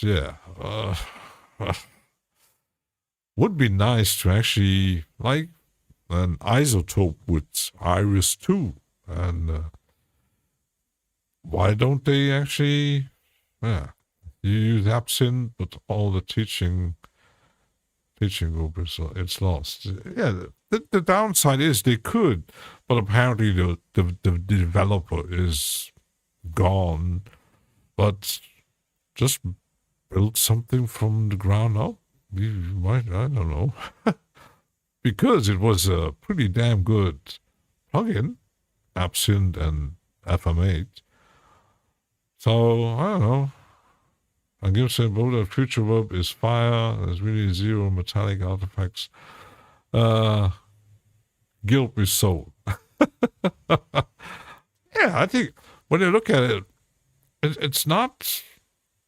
They have a reputation for some reason, Valhalla, because so many people actually. It does look like nothing. A few knobs and a few settings. It just doesn't look like much, And still, so many, like on someone's stream said, no finished perfect track without Supermassive. Which is kind of, yeah. These new plugins are better. I wouldn't say better than Absinthe. You could do something similar. Maybe from the same company. And they even like Reactor, which is a pretty damn amazing framework for all kinds of things. But yeah, it lies abandoned somewhere. Still, people might buy it. But and I think it's still available. Why not make something that, imagine I have 1080p, which if I made an Absinthe still works, and Massive, the old one.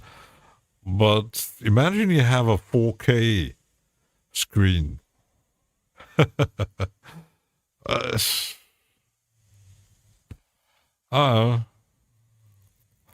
There's my days that, like some self-marketing.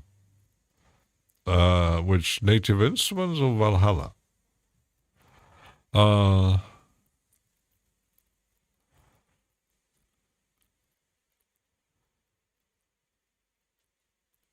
8 years of designing a unique reverb plugin is top notch. Let's take a break. I'll be right back.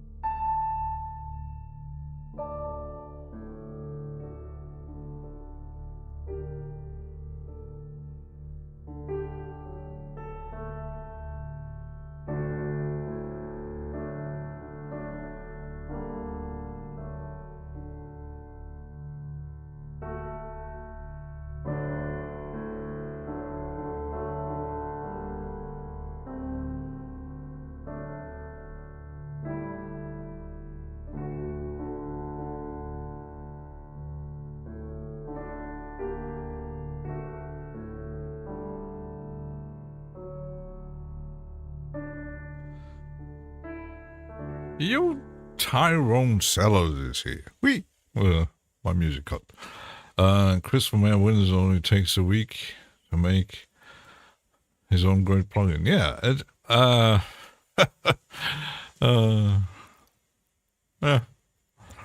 But with everything, it's a personal preference anyway. So some like certain things. I like certain things. Some might do not like Valhalla. I don't know. Some maybe do not like Air Windows. I don't know. But it's all personal preference and what type of music we're doing. I mean, if you doing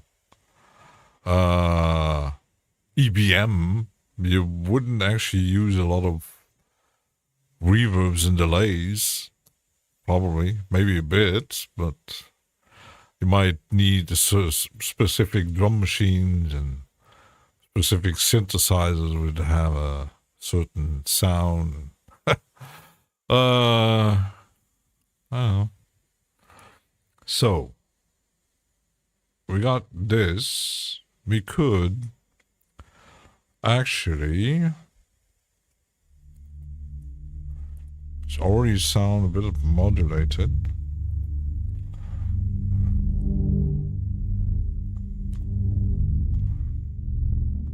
If you, for example, you would go crazy, I think it should work. If I reroute this, I'm not sure if it's going to be affecting the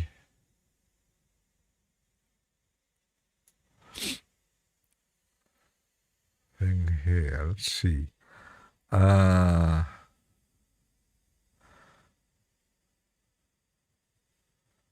If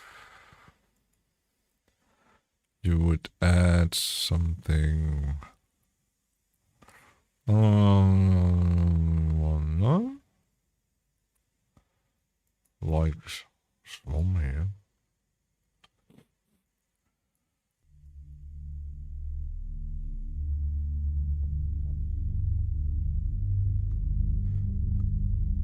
Yeah, that didn't work. So let's delete that, and I'm trying something else.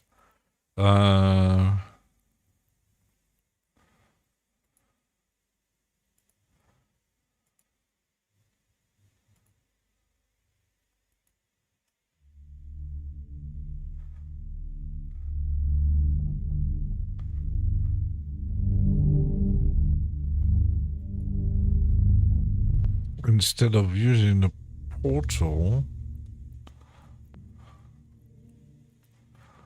how could you do that? Kind of layered sounds.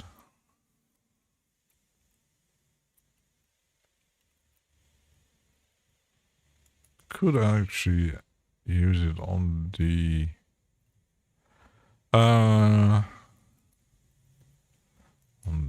folder, maybe. I don't know.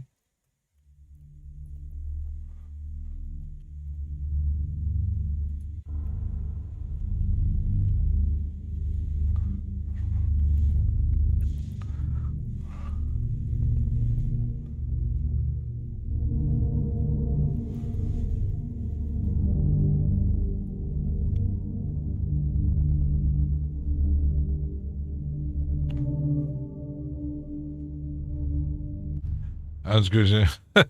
Black Friday season now. Although they were talking about Black Friday. Yeah, Black Friday is many. There has been sales for since starting November. So and they mentioned the sales go on until December, January. Did you try once plus Monic? No, I didn't. I don't like the UI. I know what it is, but and I know that he made an effect plugin too, but I don't like the UI. It looks kind of weird.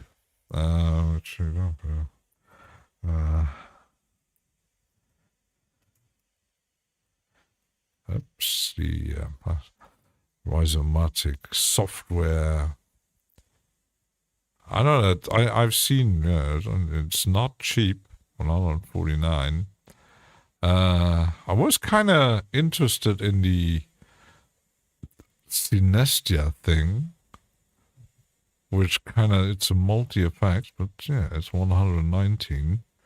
I might try a demo at some point, but looks like they're French.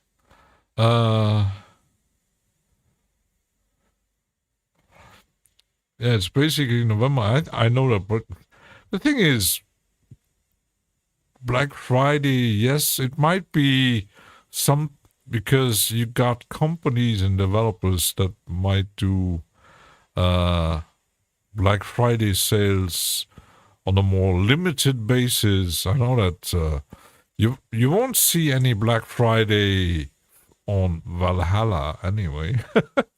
But the thing is, with Black Friday, I think there is also a trend that many developers actually come up with new plugins on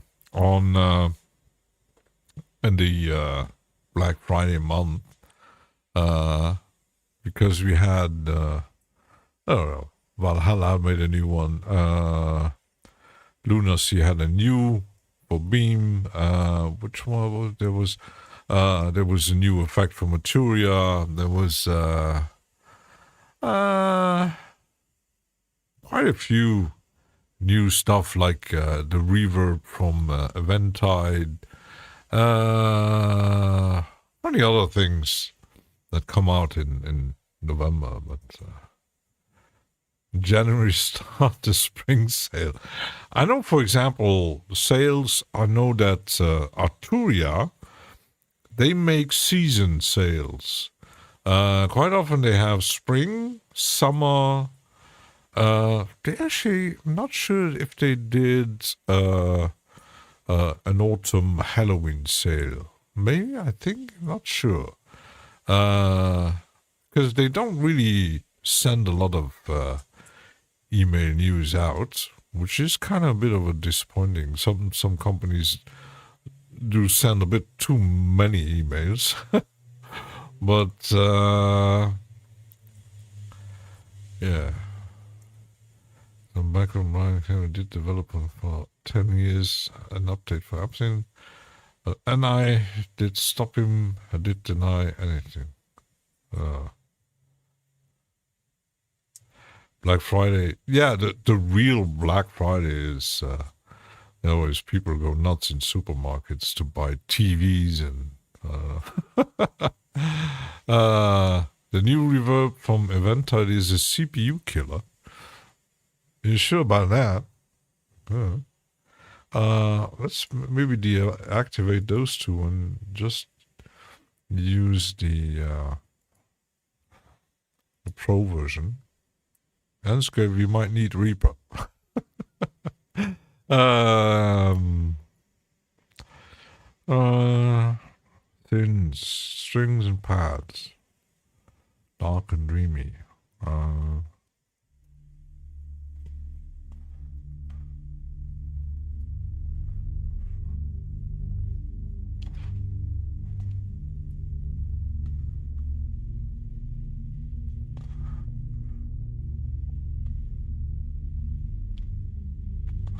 At least not in Reaper. Ansgrave, you need to switch to Reaper. Yeah, I don't know about other DAWs. That's still here. Very small amount. CPU 122. I don't know about the video task manager.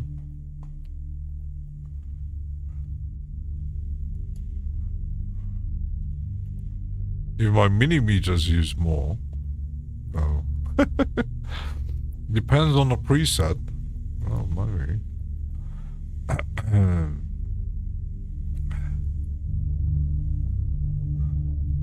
Maybe this one. Maybe this one.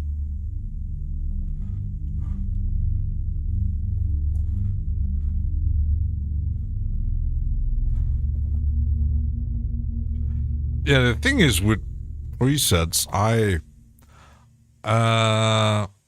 do like presets, but I found out, at least for me, when you got certain effects, which also all include presets, quite often they don't work directly on the thing when you put a preset on something, and most of the time you need to tweak it. So I the other track, I had used different plugin. I was testing around to achieve a certain effect. I was adding filters and delays and all kind of things, going through certain presets, and none of it actually really worked. So Jack is buying mattresses in Macy's.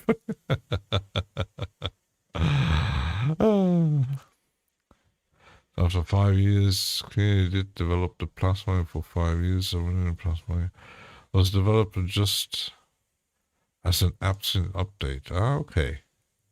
So the guy who did that was who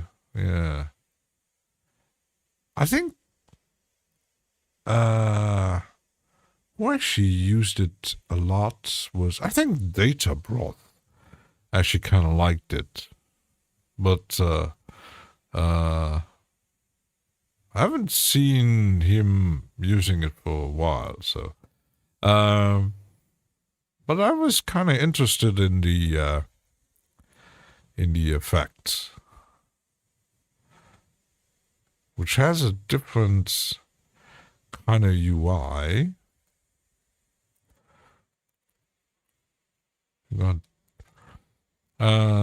It's an advanced multi-effect plugin for the utmost in creative sound processing. Combines 8 inspiring effects: physical, modeled resonators, filters, modulated delays, distortion, and more. Yeah, that might be a thing that would actually be interested in using or even buying. Might demo it at some point, but I also wasn't keen on the effects. Hello, black hole, immersive, but temperance wasn't. Didn't buy it. Not a fan of shimmer and temperance. Yeah, temperance is creating kind of note-based resonances in the reverb that you can specify, scales and stuff here, chords and mode. But yeah, not every plugin or effect is for everyone. So you might have people that just don't like certain delays, or it's like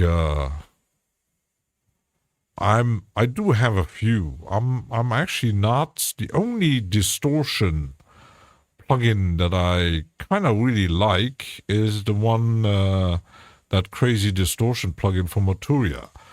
When I'm looking at my folder with distortion, can't say I did buy that new distortion from Nantra because it was on intro sale. I have the Cyberdrive the D16 anyway.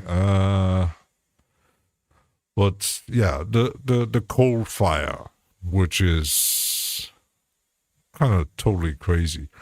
But I even have the old trash too. But I'm not someone who actually uses a lot of distortion. Even though I do like to listen to like metal and industrial where there's a lot of distortion, but yeah, kind of personal preference. Yes, I did try several times to get my patches included in the release of Rhizomatic. It's the elite of the world sound designer.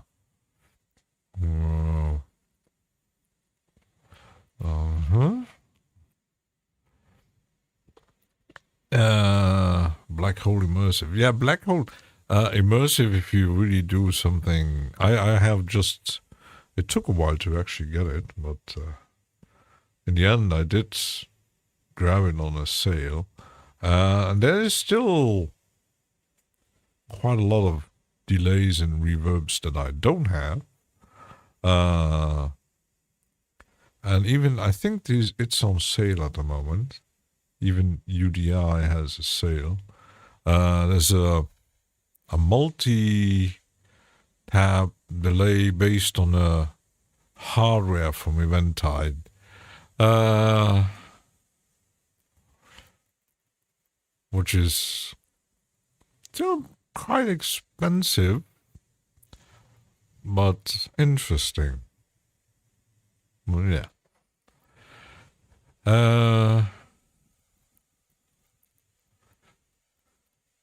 He did implement some ideas.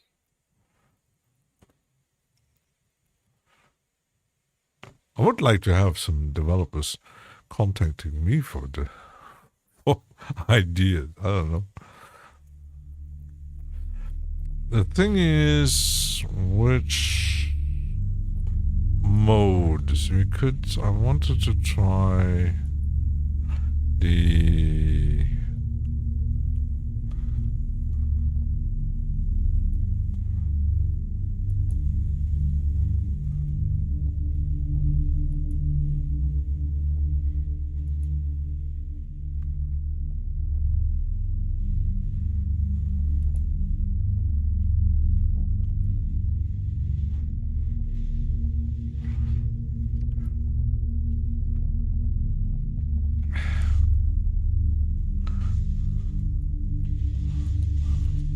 So you go, oh, okay.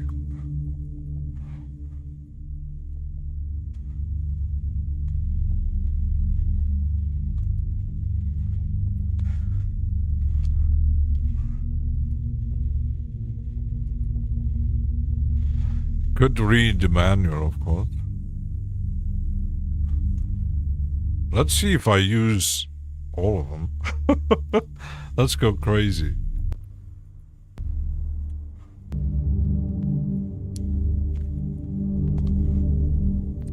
How about the usage? Which kind of goes up.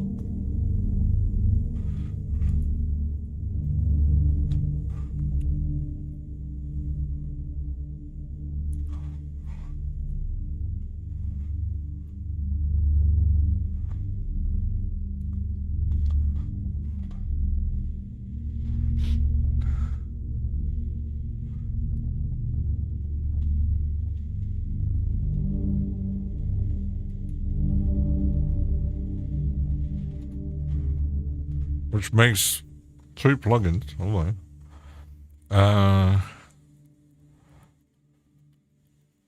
You're not good enough. Oh, that's not good. Use one delay, and that's Sound Toys Echo Boy. Can't say. I don't have delays. How many? Even the GS, oh my goodness. Tons of. Oh my goodness. Still want more. And strangely enough, I don't have the I don't have much from sound toys because they're not cheap. Where's my sound toys? Yeah, I have the reverbs, which I get. I think the phase misters I actually bought on a sale, and yeah, I almost did buy it, but maybe at some point, who knows?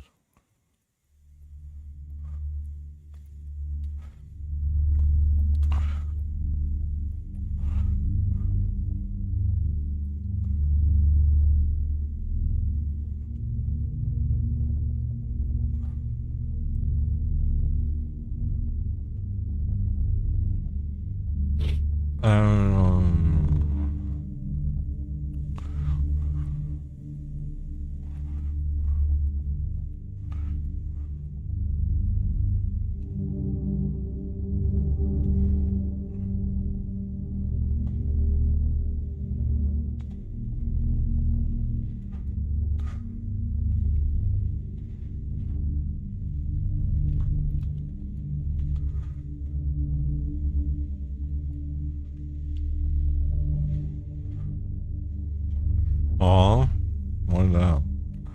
That's new.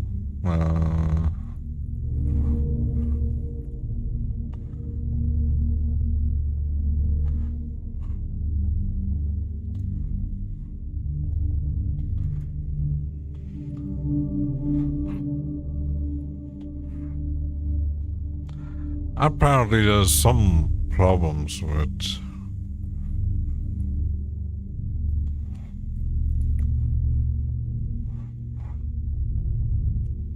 Windows 11. I don't know. Well, I haven't used it for quite a while, so.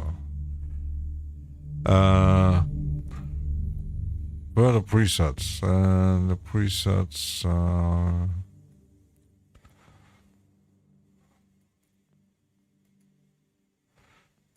Which were here. Mm-hmm.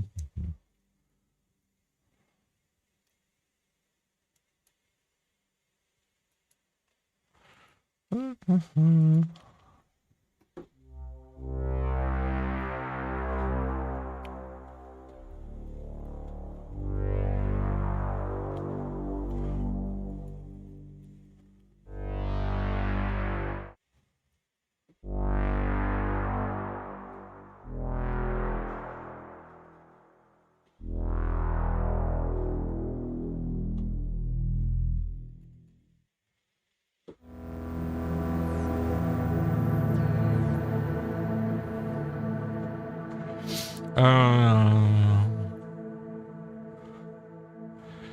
That's why you need because it's for micro-tuning, micro-scanning USB, as well as MPE, and it's most critically.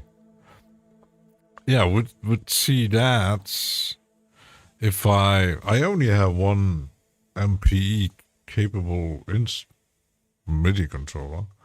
If I had the budget, I really would like to have something that Mr. Wabbit bought.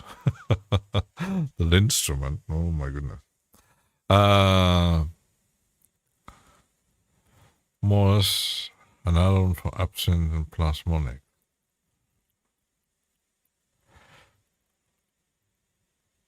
There's so many synthesizers and effects out there. Even as a collector like me, it's almost impossible to have them all. I try. I don't have the new Traction one, which is again very interesting. It's a third-party developer who made a new one, kind of ambient-ish thing, and I will get it at some point. I still don't have anything. Just buy an iPad. No Apple. No. Maybe Crazy Rabbit will send me one, but I don't buy Apple. This plugin should be really That's another really awesome. I've seen video and heard a lot about it. Looks like something cinematic. Yeah, and the thing is, traction. I think if traction wouldn't have Dorsum, nobody would know about it because they have quite a lot of very interesting instruments. I don't even talk about the door because the door just, it looks terrible and it feels terrible. You don't see a lot of people actually using it. Even though you got a free version, even I have a free version that I could install, but I tried it, but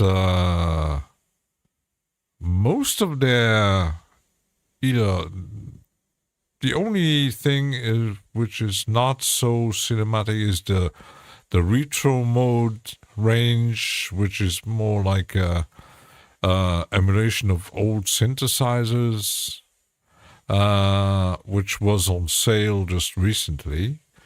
But they have pretty powerful plugins, and even the FM synthesizer they have.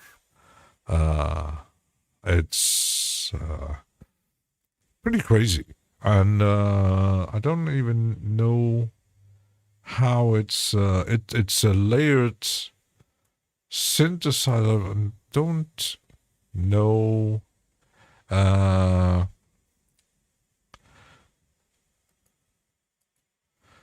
how to duplicate layer, clear,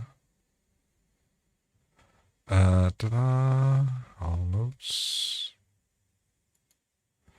that setting, how to get into the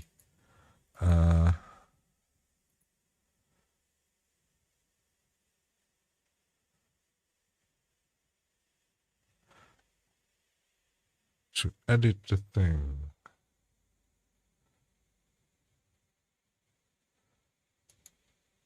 Here. This is something I have no clue how this works, actually. It's like a modular system which is based, you got the oscillators, you have to click on them, then you got all these crazy things, which for someone who might know about synthesis and build from scratch, it's pretty deep. And the same goes for their FM synthesizer, which finally they actually started to make tutorial videos about how to make certain sound, because even with the manual you kind of totally lost with these things and the connections and how to combine every thing, which each layer has its own thing. It's totally crazy. Reaper Mania is as good as manual. Yeah, actually, you don't, with Reaper you don't really need a manual. Main fact is you guys are most lazy to read manuals and prefer a YouTube video for education. We talked about manuals, Da Vinci Go. The problem is most manuals, I try to, when I install a plugin, I actually try to actually have it on my drive to actually check if I'm missing something, and you got like 50% that are written well, and the rest is like, oh my goodness. Like for example, if let me check. on the traction. By traction. If I have the manual of this one, I think I do. It's not. Let me just start it. It has 59 pages. It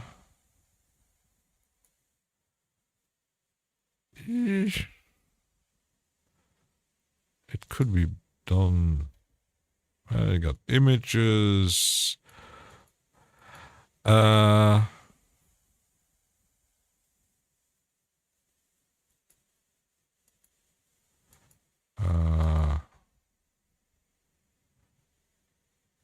Patch editing, which it looks like it is something you could read, but the problem is I'm not that kind of technical person. There's a lot of technical stuff in there. But still, it looks like a good manual. But I've seen manuals. I had plugins which like 1 page. You don't need to include a PDF with 1 page as a manual. So, but and sometimes you got no manual at all. So. Traction Aquarium, not on your radar. I collect traction stuff because they do sound good. The new one is called, can't remember, I did see the video, which is, I think, it's yet again a more cinematic, ambient-ish kind of synthesizer, and I think it's sample-based, if I'm not mistaken. Did see the video, but I'm not sure if you actually... It is similar to... From the build, it's similar to the... the other thing they have. Not the collector, I think the attractive. Biotech 2 is also very interesting. Milo likes reading manuals. So you can hear what kind of sounds capable and how nice it is. I actually wanted to check something.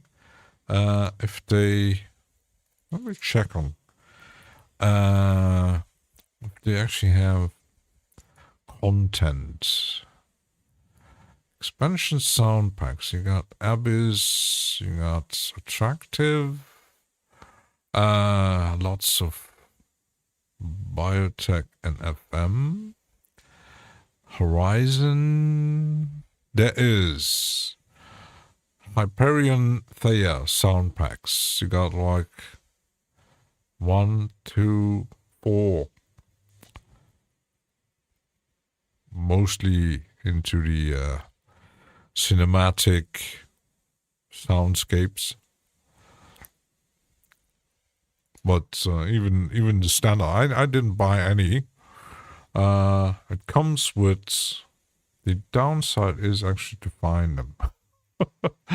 It is kind of, you have to click on here and you can do your selection, which if the factory patches, okay, you got all kinds of synths and even sequences.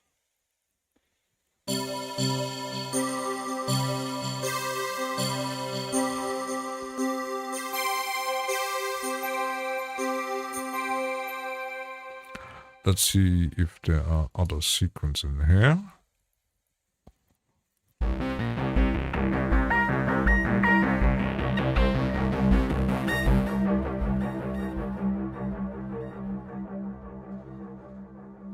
Oh, black nail polish I see on your fingers. It's red, not black.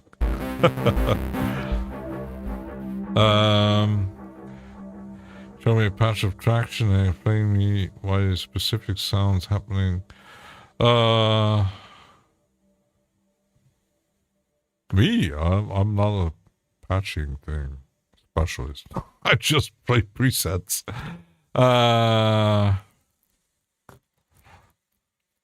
Traction Hyperion was one of the major reasons I did save the 49 euros for an upgrade to Unified 2.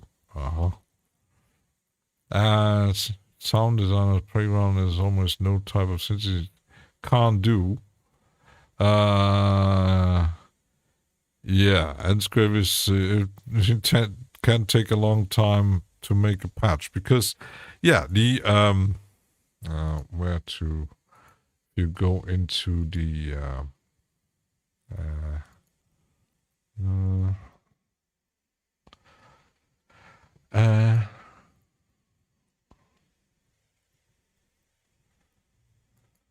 not how did it actually? If you go here, yeah, because the UI. Some say Falcon isn't inviting when it comes to UI, but when you look at Hyperion and Traction's FM, really, it's kind of very confusing what it actually, because first you got this, okay, you got the nodes input, and you got all the things going on here, and you really have to hover over things to actually know what it is. You got attack time, decay, sustain, and it's as complex as a modular system. And it's a basically modular visual environment. Yeah, it is. I know that some people say FM synthesis is kind of you got lose yourself in making a patch, but the same goes for any kind of modular system. The combination are almost endless what you can do, especially in systems like VCV. And in a physical like Eurorack, it depends on your money. How big can you go? You can build a very small one with just a few oscillators and filters and whatever, or a sequencer. You can build a gigantic systems like there are out there, like many famous people have gigantic modular systems. I recently did see on Facebook, I think it was Avid, which I did follow at some point on Facebook. I don't know why. They posted a video, of a picture of Colin Bender's studio with the mixing desk, and on the other side, the gigantic modular system. And yeah, the picture looked clean, but because I did see streams where I had cables all around. But these kind of things, if you really build from scratch, I think you really have to be a very patient person and take a lot of time and actually know how synthesis actually really work. I've for myself, I have no clue how. A bit of notion about certain, but if you're talking like FM, AM, all these synthesized types, I have a notion how it works, but the knowledge is very basic. So you wouldn't see me do a patch from scratch in a system like Hyperion, or even I tried it in Falcon, which kind of failed.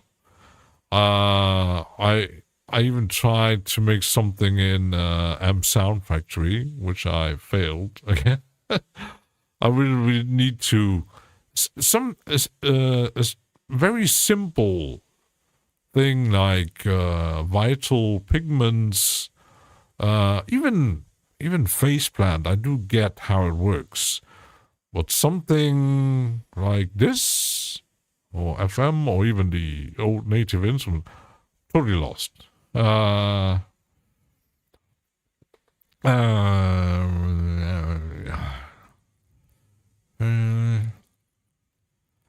Martin goes, yeah, but I see the picture. It is a room. I do not wish to spend and waste too much of my rare lifetime in such like Unify 2 or Traction. Yeah, but it's your choice. If you know exactly which sound or which instrument you need, you decide, I buy this. Nobody's forcing you to buy anything or upgrading to anything if you don't need it. I mean, there's surely quite a lot of people out there that have Omnisphere 2 that didn't upgrade because they might say, well, the UI didn't really change and the version 2 still works for me. I can do all kinds of sounds and patches in it. Why pay $200 to upgrade? It's better to use this time for walking nature. Yeah, but that's another of your choices. So, I don't know. It's like you got guitar players that maybe just use one Fender guitar and no pedals and just an amplifier, very specific one for a specific tone. And you might have some guitar players like, I don't know, The Edge, who has a gigantic room full of pedals because he likes effects. I don't know. Well, it's choices. We all have choices how to spend our time and money. I know I see people. You don't see a lot of people doing these kind of patches on YouTube. Very few. I know that Data Bros did, when he streams, he makes some kind of modulation, tweaking with effects and stuff. But the sound design, he never does anything really a patch from scratch. It's not, I know that Omri Cohen made quite in his, he stopped making them because he has some health issues, but he made streams and videos about VCV Rack and totally starting from scratch and building up a whole system.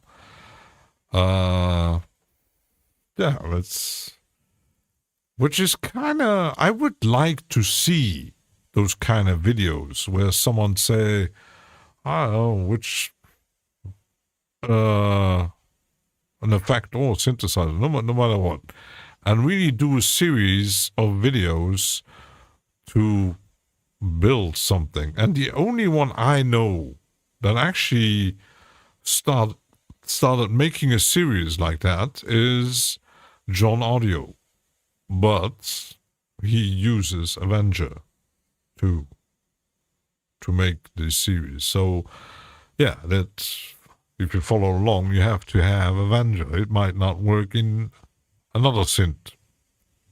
So yeah,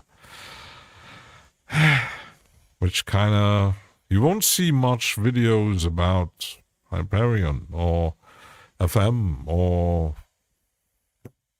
something. You see tons of millions of videos about Vital. Maybe quite a few about Pigments. And many others goes Serum, of course. Tons of video about Serum. but they still are very simple synthesizers from the UI and how they're built. What's more complex thing I seen someone actually making a video about how to do sound design and patching in the FM synthesizer from Glitch Machines, which is that's crazy. Angus Young uses one guitar, no effects. Yeah, one guitar and an amplifier. That's, and I think I'm not so sure about Lemmy on his bass. I know that Lemmy, I think, was very much the specific bass and volume and the amps, I think. Not sure if he actually used a lot of pedals and stuff like that. Well, that's every musician's decisions, what sound he wants to create. Well, it does right, the volume knob to change tones. Yeah, it's, and I think someone like Angus Young developed his technique for decades. Since as a kid doing stuff, and like most do, and sometimes the sound clicks and they develop from there. I've seen the video where Jack White, The Edge, and the guy from Led Zeppelin, Jimmy Page, were coming together, and not just three different generations, from very old to more young guitar players. They're totally different techniques and way to play.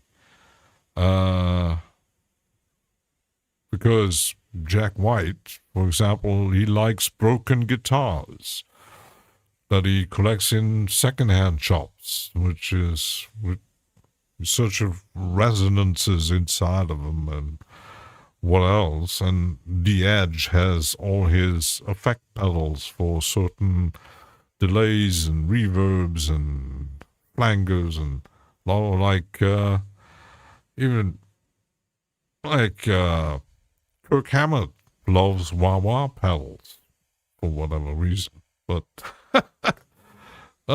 it's their decision what they use and what they spend money on. I don't know. I like to have a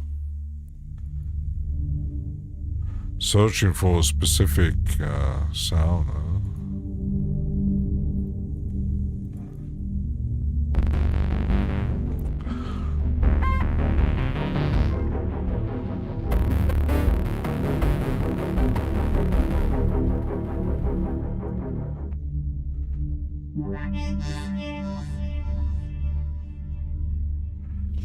The browser is a bit, could be better.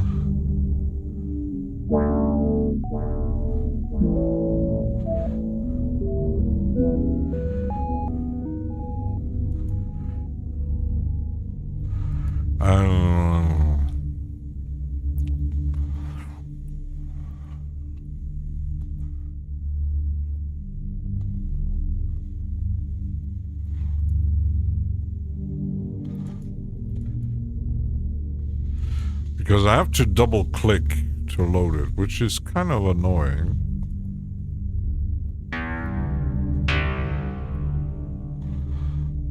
This one sucks.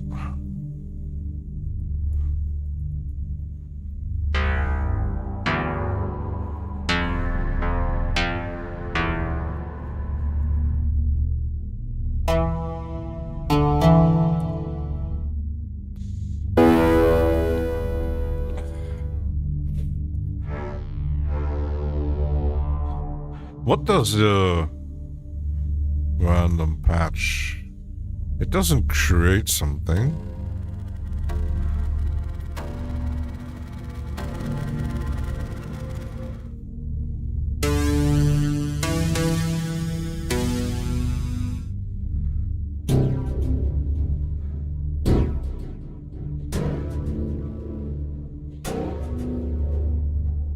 which kind of work, but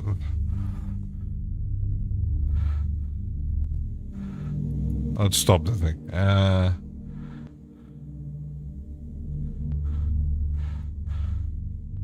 Some people like traditional way, looks, everything. Oh, content. Yeah, but that's another thing. It's many fans might ignore, might know, not knowing it. It's like they're still doing it. Some bands, when you go on a concert, I've seen it on multiple occasions, which always kind of fun. I actually didn't know it because you look at the stage and you see a wall of marshals, okay? But I thought those marshals actually made the sound, but in fact it wasn't. I was so wrong. When I saw a picture, I don't know which band it was, from behind, which was a lot of empty boxes. And now when I see a video or picture, I look at the left or right corner where the amp is actually sitting with the microphone. Which kind of, okay. What with the fucking manual? No. But yeah, it's kind of, that's how it is. I know that, for example, Slayer had these massive Marshall walls, and then when you look at behind, oh, it's just cabinets. There's no speakers, nothing in there. Why? But it's mostly metal bands. It's kind of an image that, oh, we play loud and we have like the money to buy 200 Marshall amps. But yeah, it's kind of weird because you don't see that much in rock, pop, prog that they use the Marshall walls, but apparently it was a metal thing. It kind of, with more modern bands from the 90s, 2000, kind of slowly disappeared a bit. You got the backdrop and maybe some other things as a show, but the Marshall amps kind of disappeared. But I've seen it firsthand, like when I was at a concert from Status Quo, and it's not a metal band, but they still had a Marshall wall. Which kind of, there is some crazy such sound, and I mean, the Apache guitar is the same, existing just for lyrics. Get on Windows, Mac also. Hmm?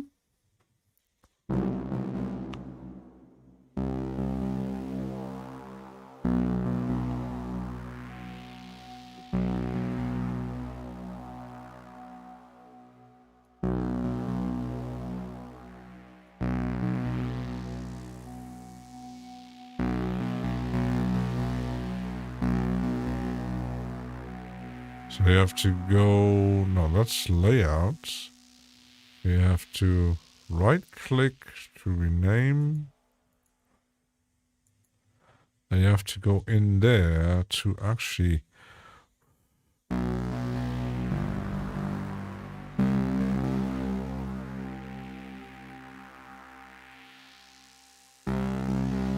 to edit. If you click on here, I can actually, where I can edit.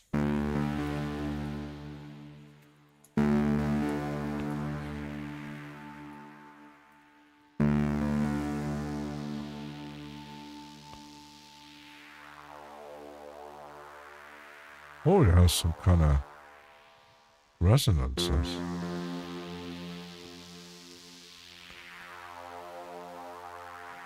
But the display is a bit weird. It starts from here, which is kind of weird.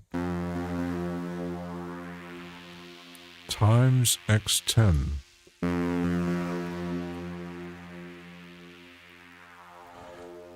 I can no sustain. I got this. Yeah, the display is a bit.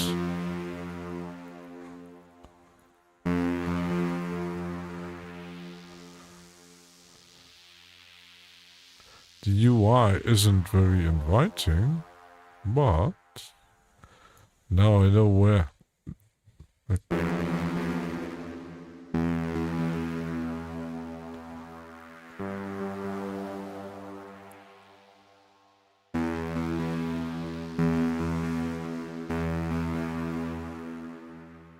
Well, there the ADSR starts here.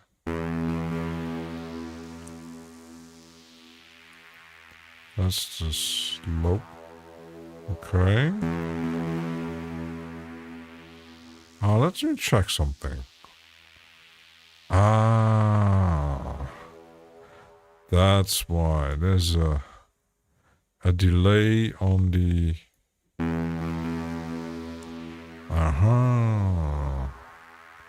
See, I'm not that stupid.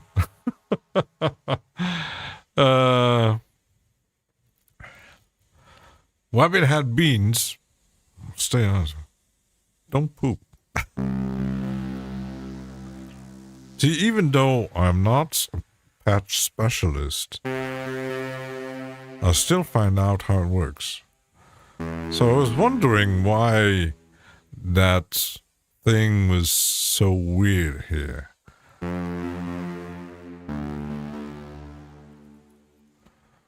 Well, you have to actually go into every. There's a built-in delay here.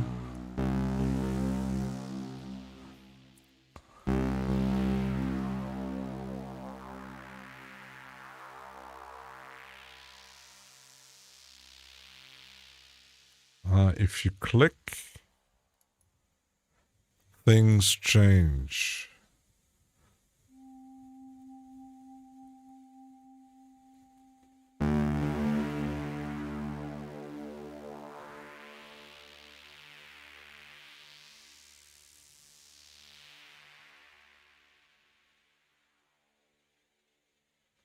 Well, there was. Oh.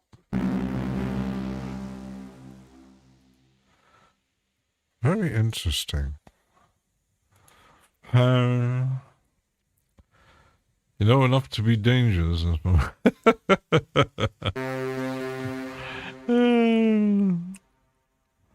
Maybe not plot.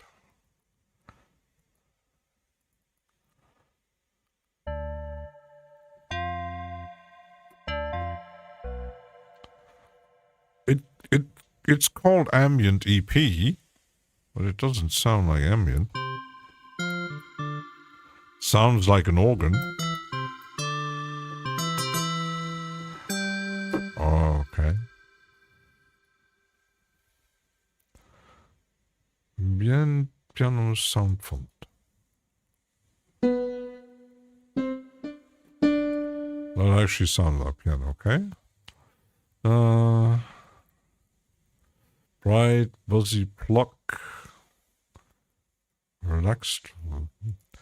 That's sort by tagging. Quite fast, dreamy.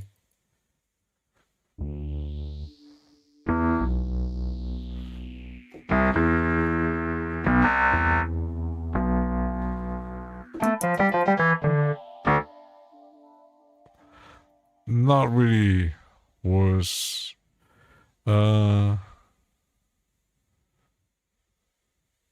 Maybe something else in keys. Maybe synth.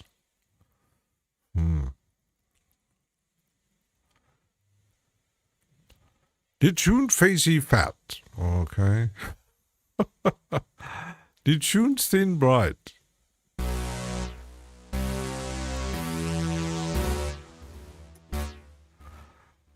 Okay.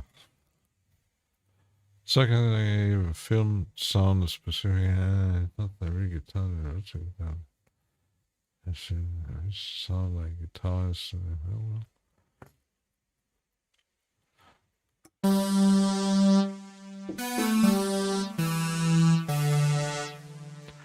I wish every plugin would have something like in certain plugins like Falcon, where you actually don't need to load the patch to hear how it sounds, which is very annoying.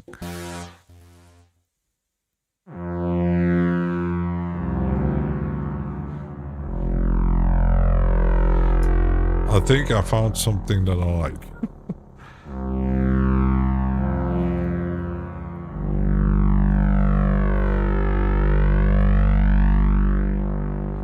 Look at it, it's very... just one layer, but it's...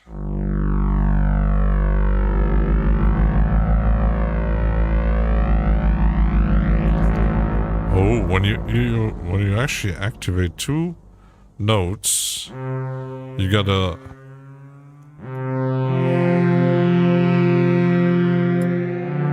not just a slide, but a kind of distorted...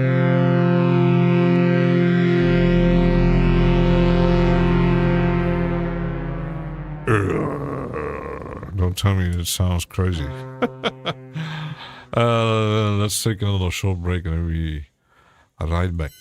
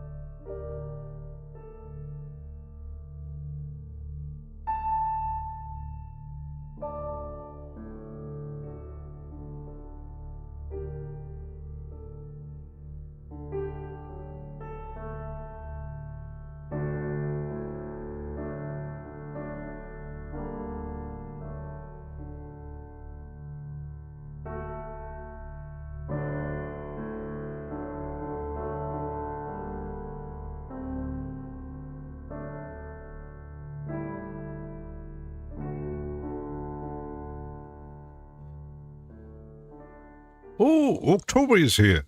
And now I know where Wabbit has the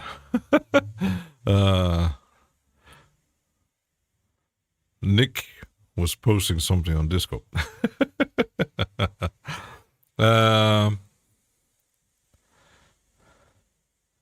So it's more aggressive. So the store sound just in basic. Yeah, another thing was thinking, I kind of have some difficulties with when they say keys and leads. What which is the difference? Never, as I don't really use a lot of these things.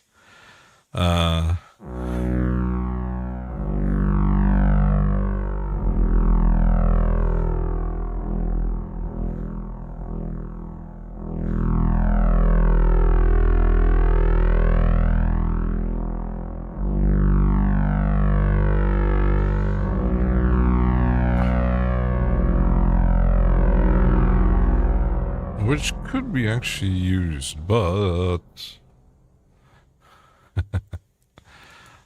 I actually bought something from October again. October makes good patches.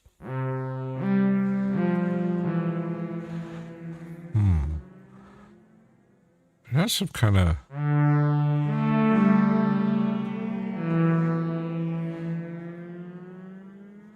Ooh, okay.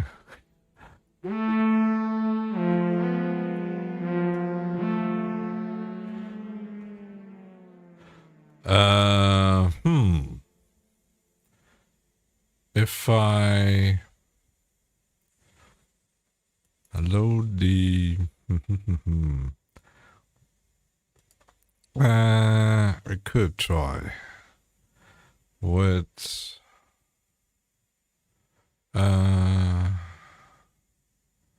not space mode, that's chords. Oops, I think I didn't...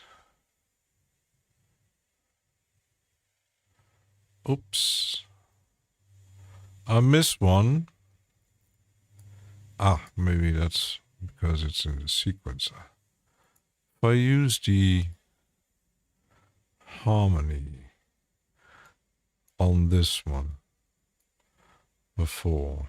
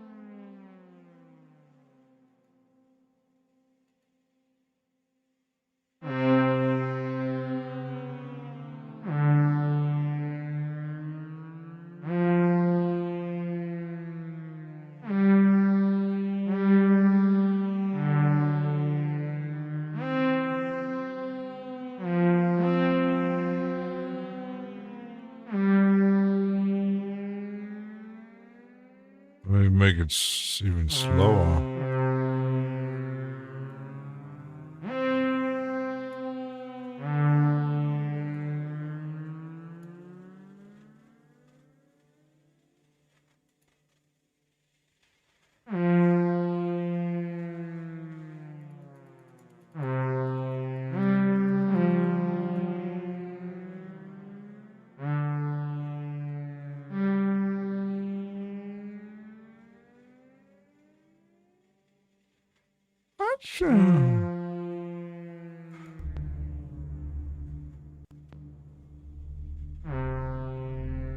kind of works. We.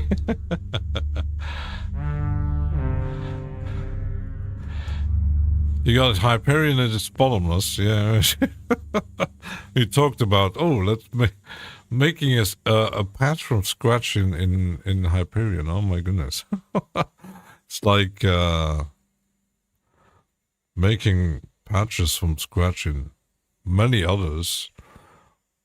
Some which gives you some kind of traditional emulation of a synthesizer, which is kind of where you know the basics, where the sound generation is coming from. But modular systems like Hyperion, Falcon, Sound Factory, Faceplant, we don't even go into VCV rack and voltage modular anyway, but or layered sounds where you can create all kind of you really like Ben Jordan said in Sound Factory, you can get lost for hours and hours to create a certain sound. Depends on if you have a specific sound in mind, like which is also kind of funny. I was watching yesterday a video where someone he actually wrote it in, I think it was in Dash Glitch Discord. He was making a video about some kind of AI driven synthesizer he got, which he tried with. It even includes a prompt, but he was already getting a bit of frustrated because the prompts always gave him, no, sorry, I can't do that. Oh, sorry, I can't do this. So, yeah, it's a very simplistic video synthesizer, which is, it's AI driven, but he tried to make an 808 sound, other kind of even hi-hats or snares. Yeah, it didn't get any. And if the prompt actually did give him a result, it sounded awful. I don't know how much they ask you the price of the plugin, but have you learned something from Reaper Mania channel? Quite a lot. Though I must say, Kenny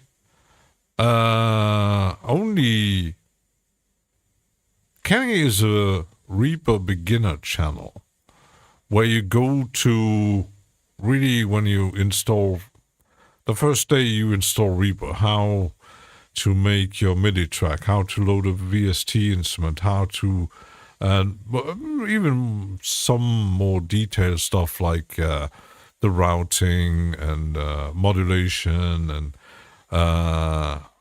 I sadly kind of missed the more nitty-gritty stuff from, I don't know, like IDDQ, who were going into scripting. I know that John made a few videos about scripting and working with RealLearn and stuff like that. But Reaper Mania, Kenny Joy is where you go to if you have no clue how Reaper works. And most of the time when he publishes videos, I do look at it. Even if it's something that I already know, it's still kind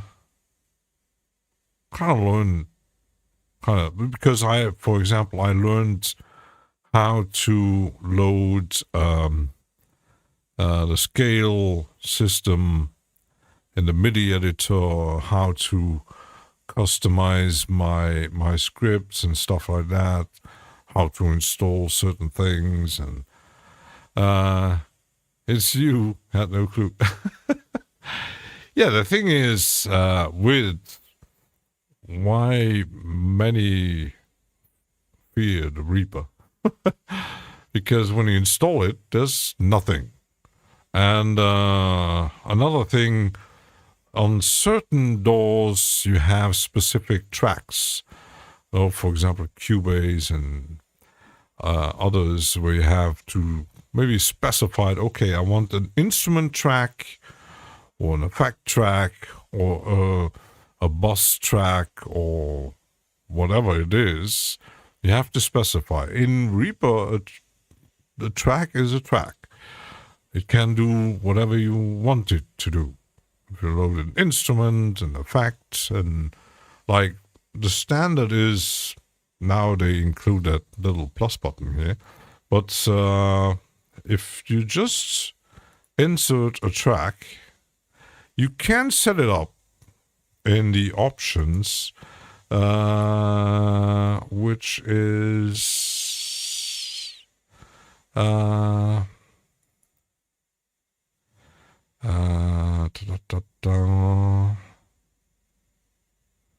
there is some track control panels, which editing there is somewhere to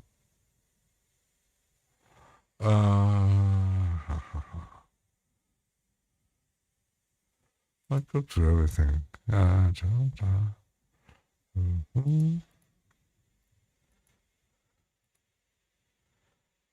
There is, yeah, here.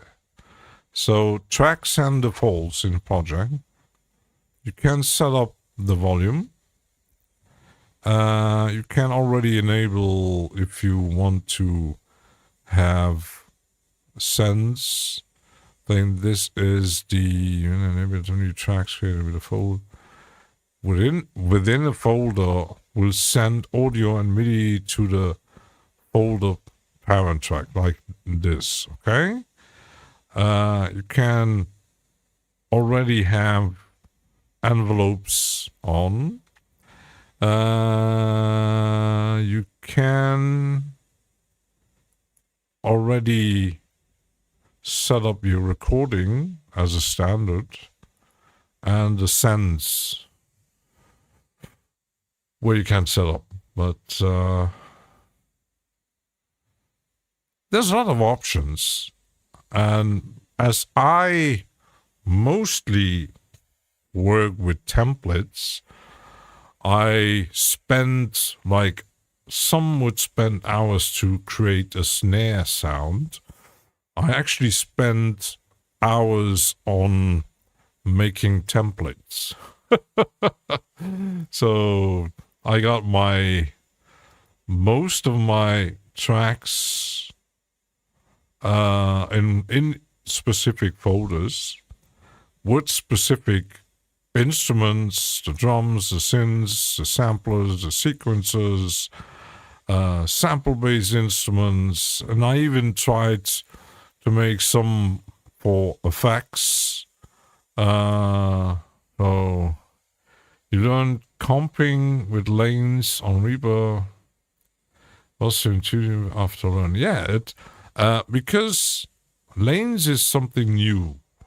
Because you had in the recording modes,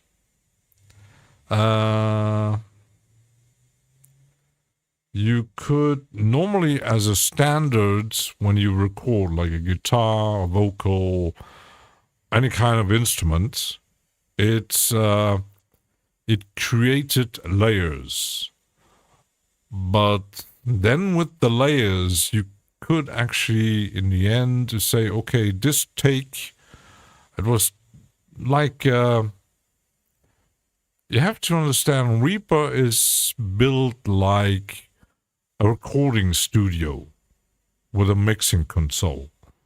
It works like if you had an empty studio where you slowly add your stuff you need. Like you start out with a one-channel mixing console, and in the end you have like a 128 mixing control with all kinds of routing and effects and all kind of things. Reaper functions a bit like that. So you say, and the recording is kind of the idea like you would record in a studio with tape, where you have you tell your guitar player, okay, let's do a solo, and you record the solo on a tape and you do another take until it's perfect. And back in the days, like this morning I seen a video how a certain Beatles track was constructed. The first part was Strawberry Fields. The first part was take 7, and there was another part was take 26, something like that. And they, in the end, because take 26 was faster, and when they recorded it, and John said, "Oh, I want to combine take 7 and take 26 into one song," and the engineer said, "Oh, that's going to be difficult." And they had to cut the tape and re-record it in different speeds to actually achieve what he wanted. But Lanes is like kind of on one track, a multi-track recorder. And then you choose the parts you want, which is very, if you do live recording, like any kind of instruments and vocals, and you don't have, you just records into lanes, and you got like, I don't know, 30 takes of a certain vocal, and then, okay, let's take a look at it, and oh, I like this part and that part and this part. It's like cutting together tape. And it's really goes into one thing, which is when he records to analog or even to a guitar amp or whatever, you do just, it's better than takes, because takes you had one take, another, and you had to choose which take was the best. And then you you choose it, and then you say, okay, just use that one. Kind of like erasing the rest of the tape.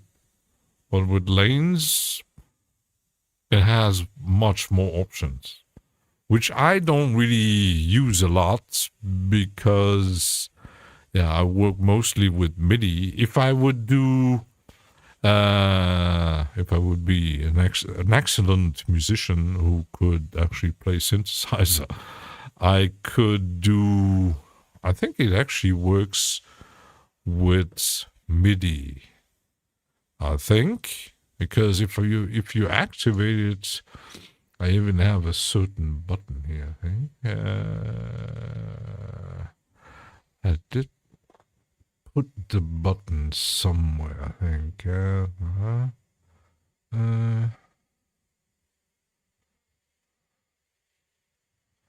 Razor editing, render.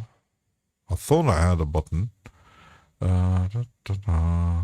Peaks.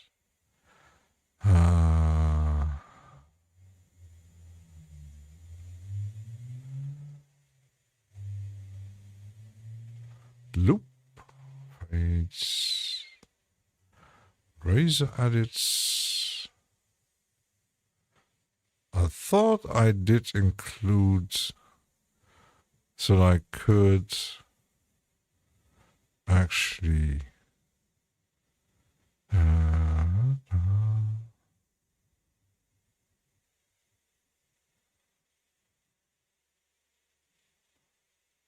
see, that's why I don't use it enough. So I think I kind of lost it again. That's the envelopes. And I thought I did actually start markers. Let's zoom. That's my colors. That's my glue thing. Let's actually.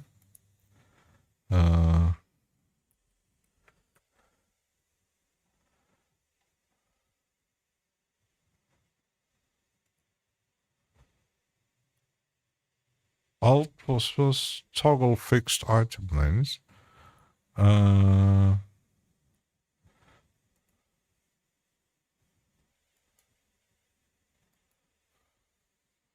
Let's choose now. I thought I actually used it. So now I got a button. Because that's the envelope. So click on the track. Haha, there it is.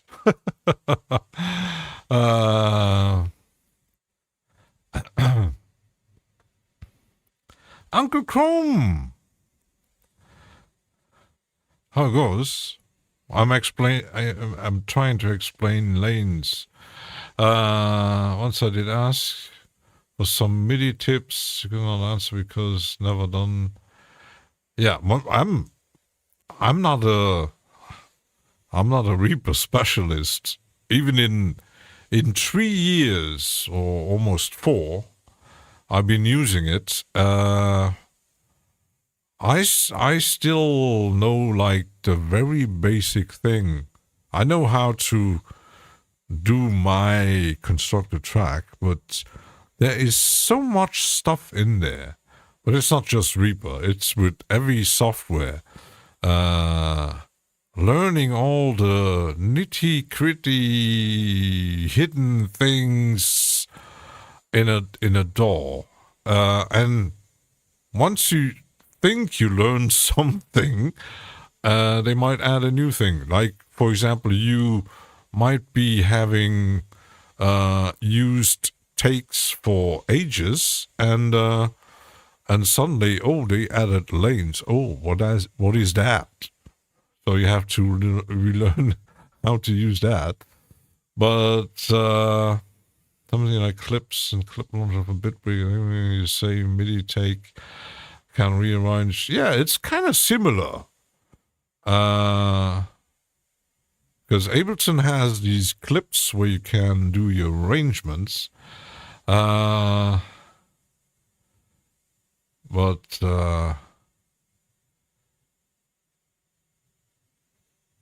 that's the question. If now we use I think there's even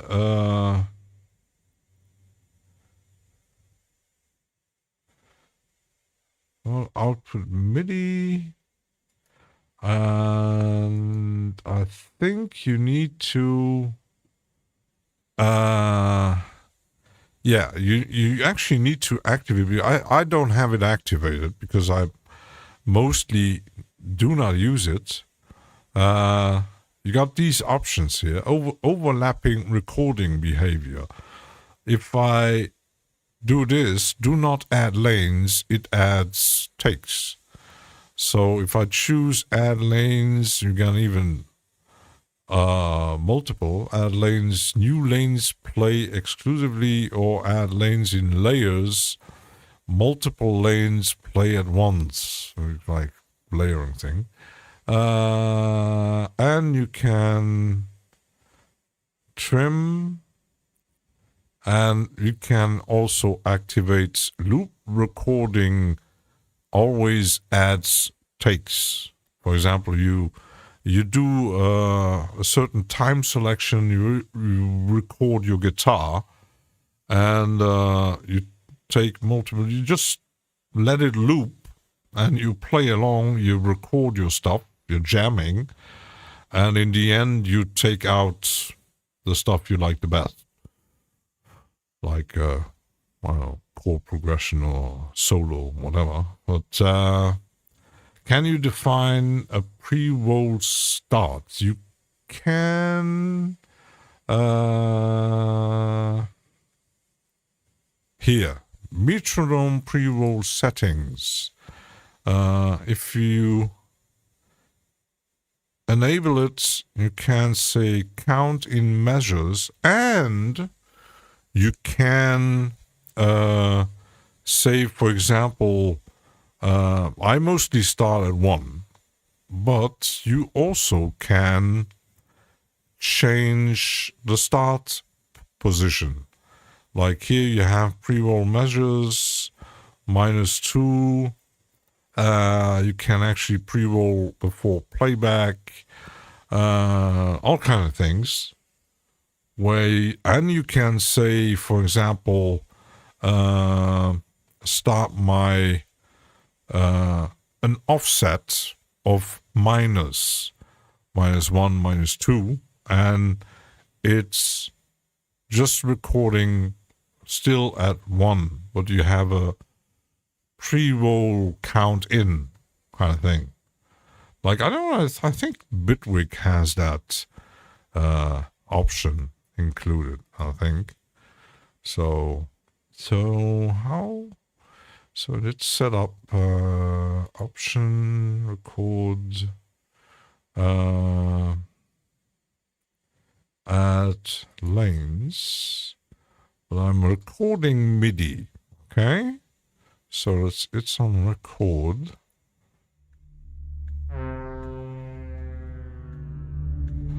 I have my metronome. I don't want to.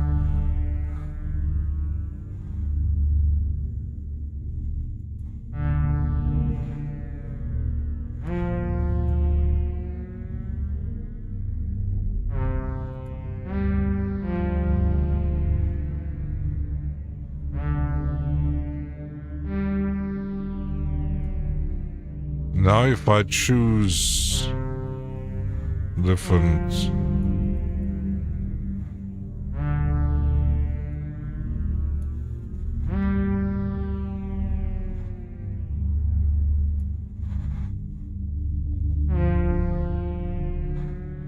it works with MIDI. Ha! How about that?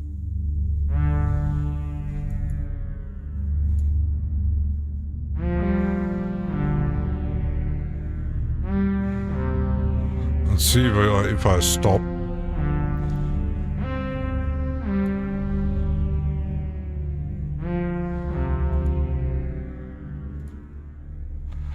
Oops. Pretty interesting. Ha! How about that?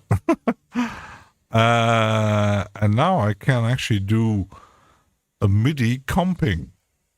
Could do it. Uncle Chrome is making brunch. We come over. What was the reason you in the end didn't want to go with Cubase?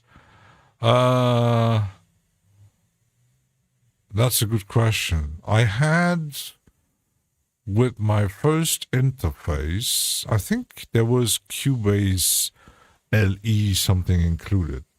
I didn't get warm with it, and then I demoed all kind of thing. I demoed FL. I demoed I had license for Ableton Lite that I install, and it crashed so often. I said, I will not invest in that.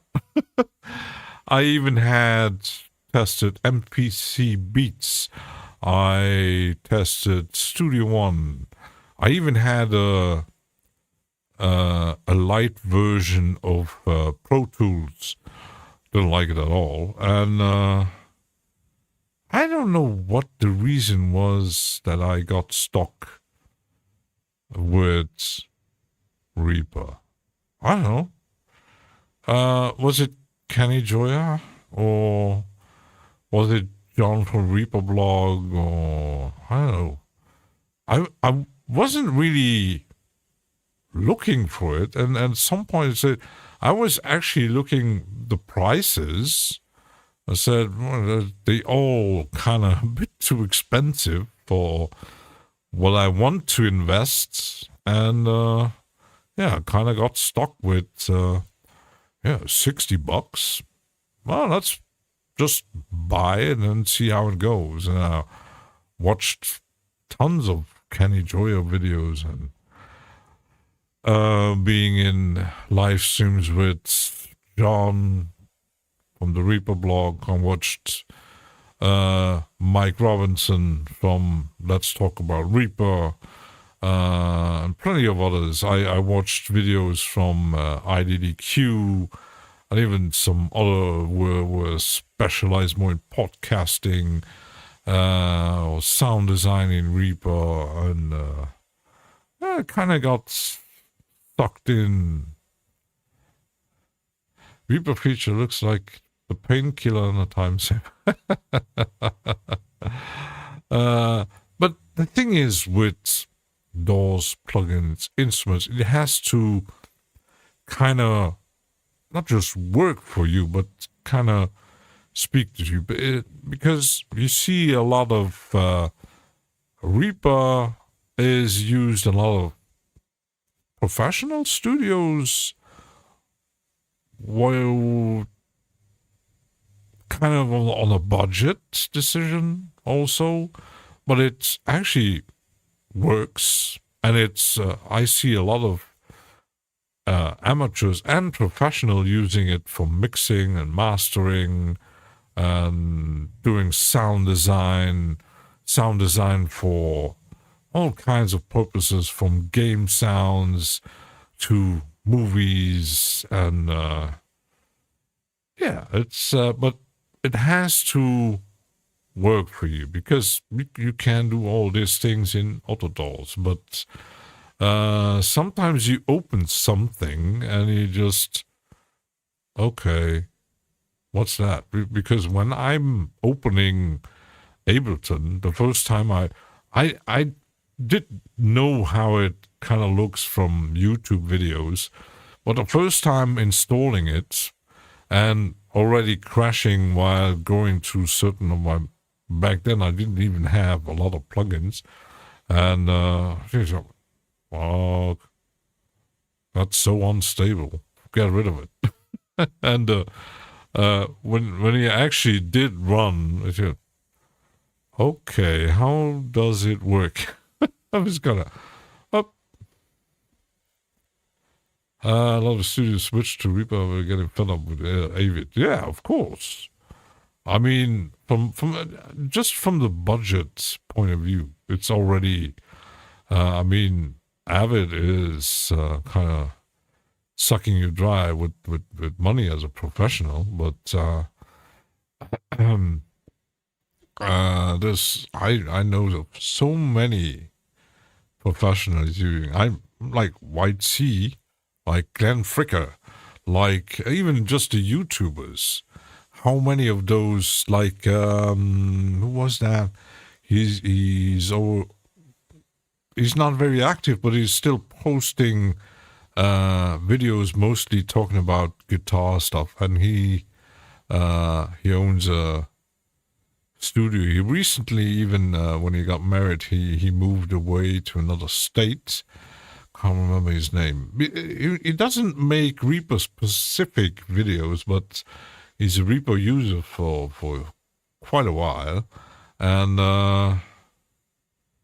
it's and many wouldn't say they may use a specific DAW for arranging and doing the stuff and performing, and quite a lot in the end to do the finalizing in Reaper. I know that Projector, for example, does all his mixes in once it's finalized, he got the stems out of Ableton, he mixes the rest in Reaper. And even Omri Cohen, even though he is a Bitwig user with the modular system and VCV rack, the audio he does when he's doing his thing is handled by Reaper. So why not something Reaper can have not having plugins? It does, but you have to find them. And I know there's a workaround. It does have, let's make it a bit smaller here. When you go into the JS here, normally if you don't install the RIA pack and the SVS, but RIA pack has everything.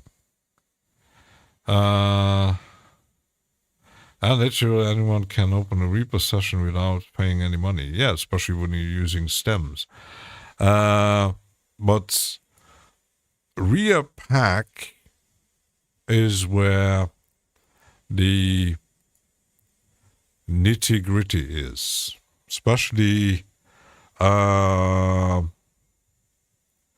there's so many like MPL, FTC, you got the RIA team, you got the which X-Ray, who has made so many scripts. Of course, he was in chat, probably gone, or he's lurking somewhere. Toucan Studios, which is free and has like, when I'm looking at I made a folder that's everything from Toucan, which is free. You got compressors, EQs, you got, recently started making instruments, like, WTFM. Wait, not read the fucking minute, but you got a synthesizer. How about that? Which sounds, it's an FM synthesizer. Let's just,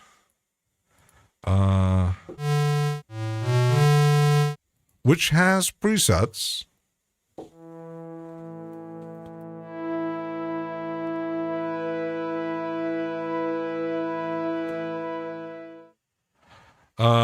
Reaper limited in what VST needs. It sees.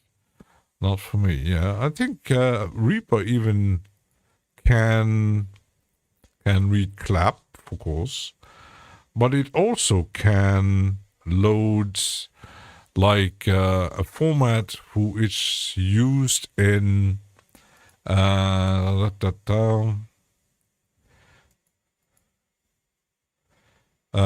you can load DX, LV2, and yeah, VST and clap.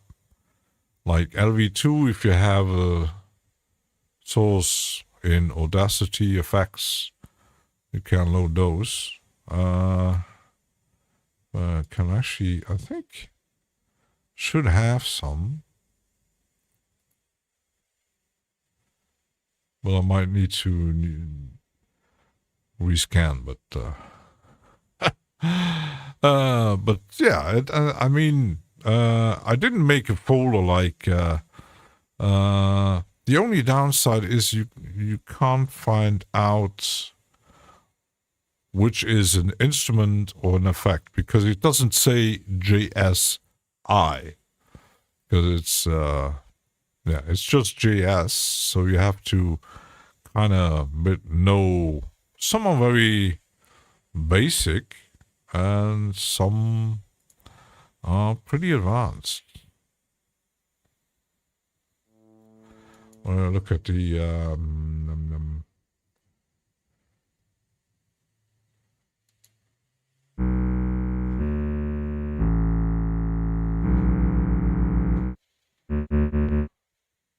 yeah, it's a basic sound, but you have also you got even guitar amps and bass amps. He made a very interesting, if I can find it. I even used the vocoder at some point.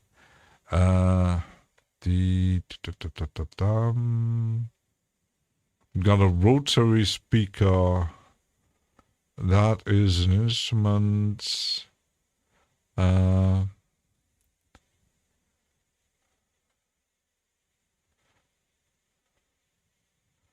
We got EQs and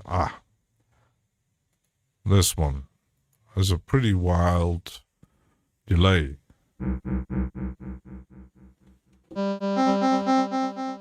DMG.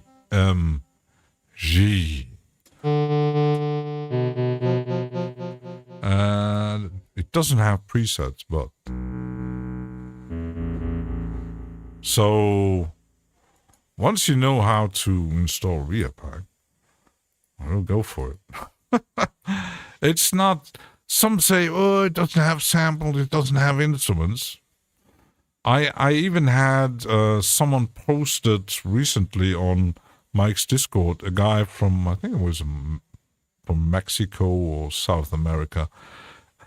He uploaded a track on Bandcamp. He exclusively used just built-in stuff from Reaper, JFFX and instruments to make a track.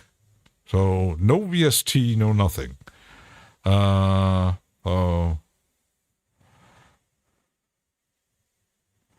it's, I mean, for $60, you don't have to pay the professional license for 200, but need only EQ, compressor, limiter, maybe that's about it.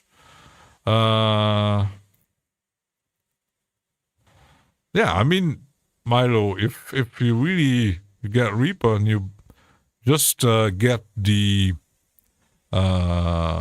link for you install Reapack and then get the token plugins and maybe Psych.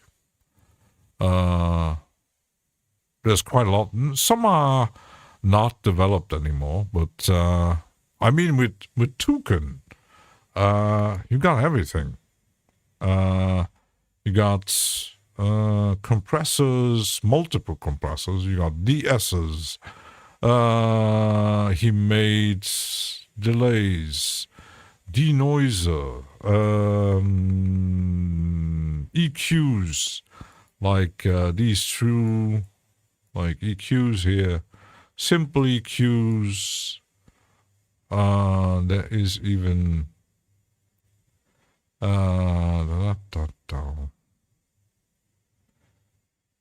there's even another delay here. You got limiters, multi-band processors, vocoders, synthesizer, preamps, and there is also the tape recorder, the tool, there is metering, the VCA compressor. I mean, and even if the Reapack, there are EQs and many.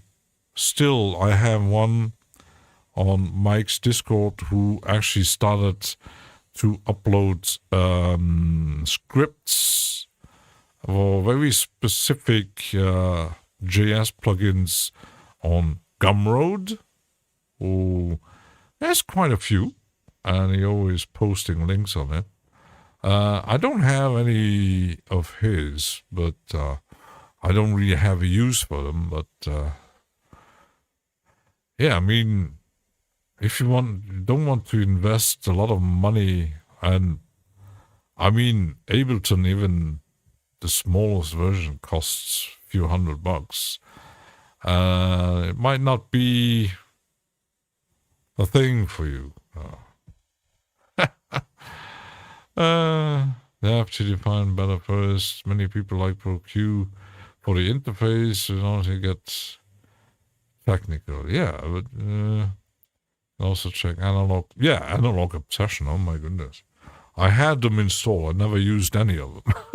But you got like compressors, EQs, and all kinds of things on there. I mean, you can create anything totally without spending a lot of money on plugins. And I mean, there's so many free stuff out there.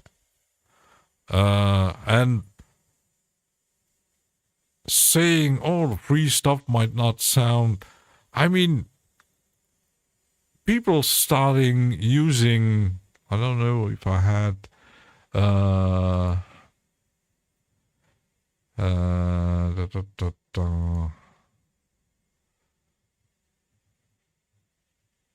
I had at some point,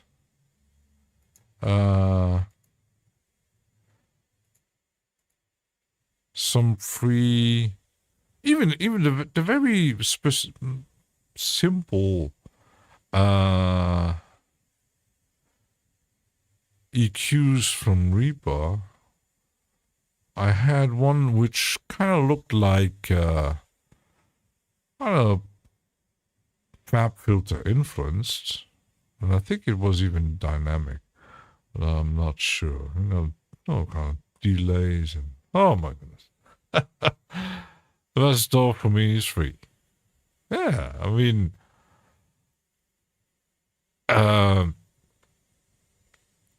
you don't.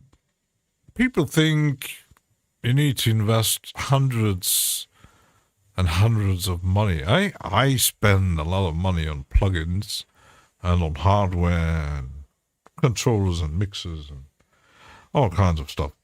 But you don't need to. I mean, you could do the crazy. I'm just as an example, Burial made albums in Audacity. He didn't use any sophisticated DAW. He recorded in Audacity and made an album just with that, with free effects. And I mean,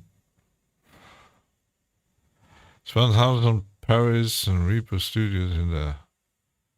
Yeah, it's I mean, saying you need Pro Q or a certain, that's YouTube telling you, oh, did you see the new Master EQ, the new it's some kind of emulation of a classic studio plugin that had been used on kind of use SoundForge. I've seen the video where they're saying you use Audacity. So who's right? I don't know. So you're saying use SoundForge. I was SoundForge before Paris. I had SoundForge and I had some problem with multi-ins and out. I don't know. I think I had still have it licensed somewhere on the drive, but yeah. Thing is, they try to sell you certain things, and for example, I don't really. If it's free, I might grab a hardware emulation, especially with effects. But paying? Nah. I never paid on any hardware emulation plugin on Plugin Alliance, even on sale. I wouldn't use it. SoundForge is a cool Edit Pro among my early DAW adventures. I think my first was Audacity.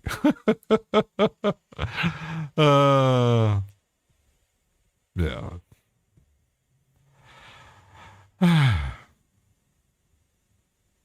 Don't need to invest too much money. Just Wabbit says, just start creating. I mean, you have your guitars, you got a bit of amps. Have fun with that. Lots of acid, First door. The first door that I ever installed was Cubase 3.1. And I was totally lost with it. And Acid, I did have, quite funny enough, I actually was the first audio thing that I actually bought was a humble bundle on Magic, where there was Soundforge Magics and some effect bundle. And in the end, I never used it. Nuendo, if you have the money, I mean, how much is it at the moment?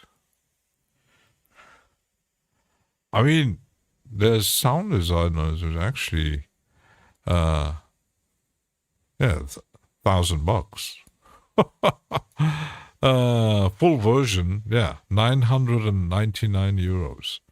So if you have the money, it's Cuba's big brother. It's gigantic, mega sound design, does everything thing.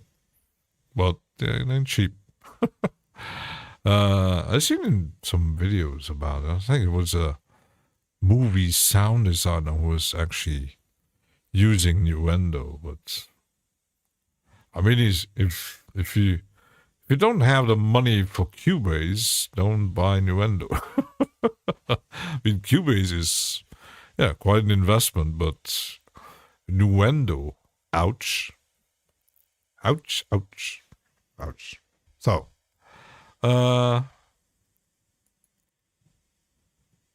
we're gonna just save it, and then we did talk a lot, so. But we might do, as I'm preparing some plugin specific streams in the future, and also for myself, I want to actually learn some things like even like the lanes recording might be useful for some techniques. Might be interesting to have laid down some ideas. So, wrapping it up, I'm getting a bit hungry. Fellow named Greg, Ondo is good on all things Cubase. Demoing is 2003. Yeah, I mean, Nuendo has a name, especially the professional sound design. Your first CD was Acid Loops. I think Magic kind of got overrun by many others. It's they made decisions that, and they now had been bought up by some company. It's still down there.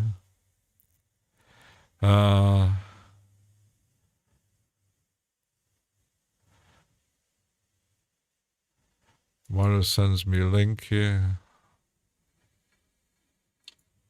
Kenny. And I didn't even know that it actually worked with MIDI. So that gives me ideas. So,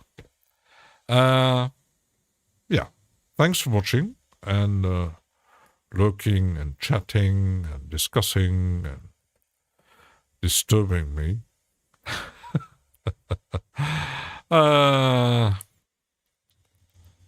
My cat still needs coffee, apparently.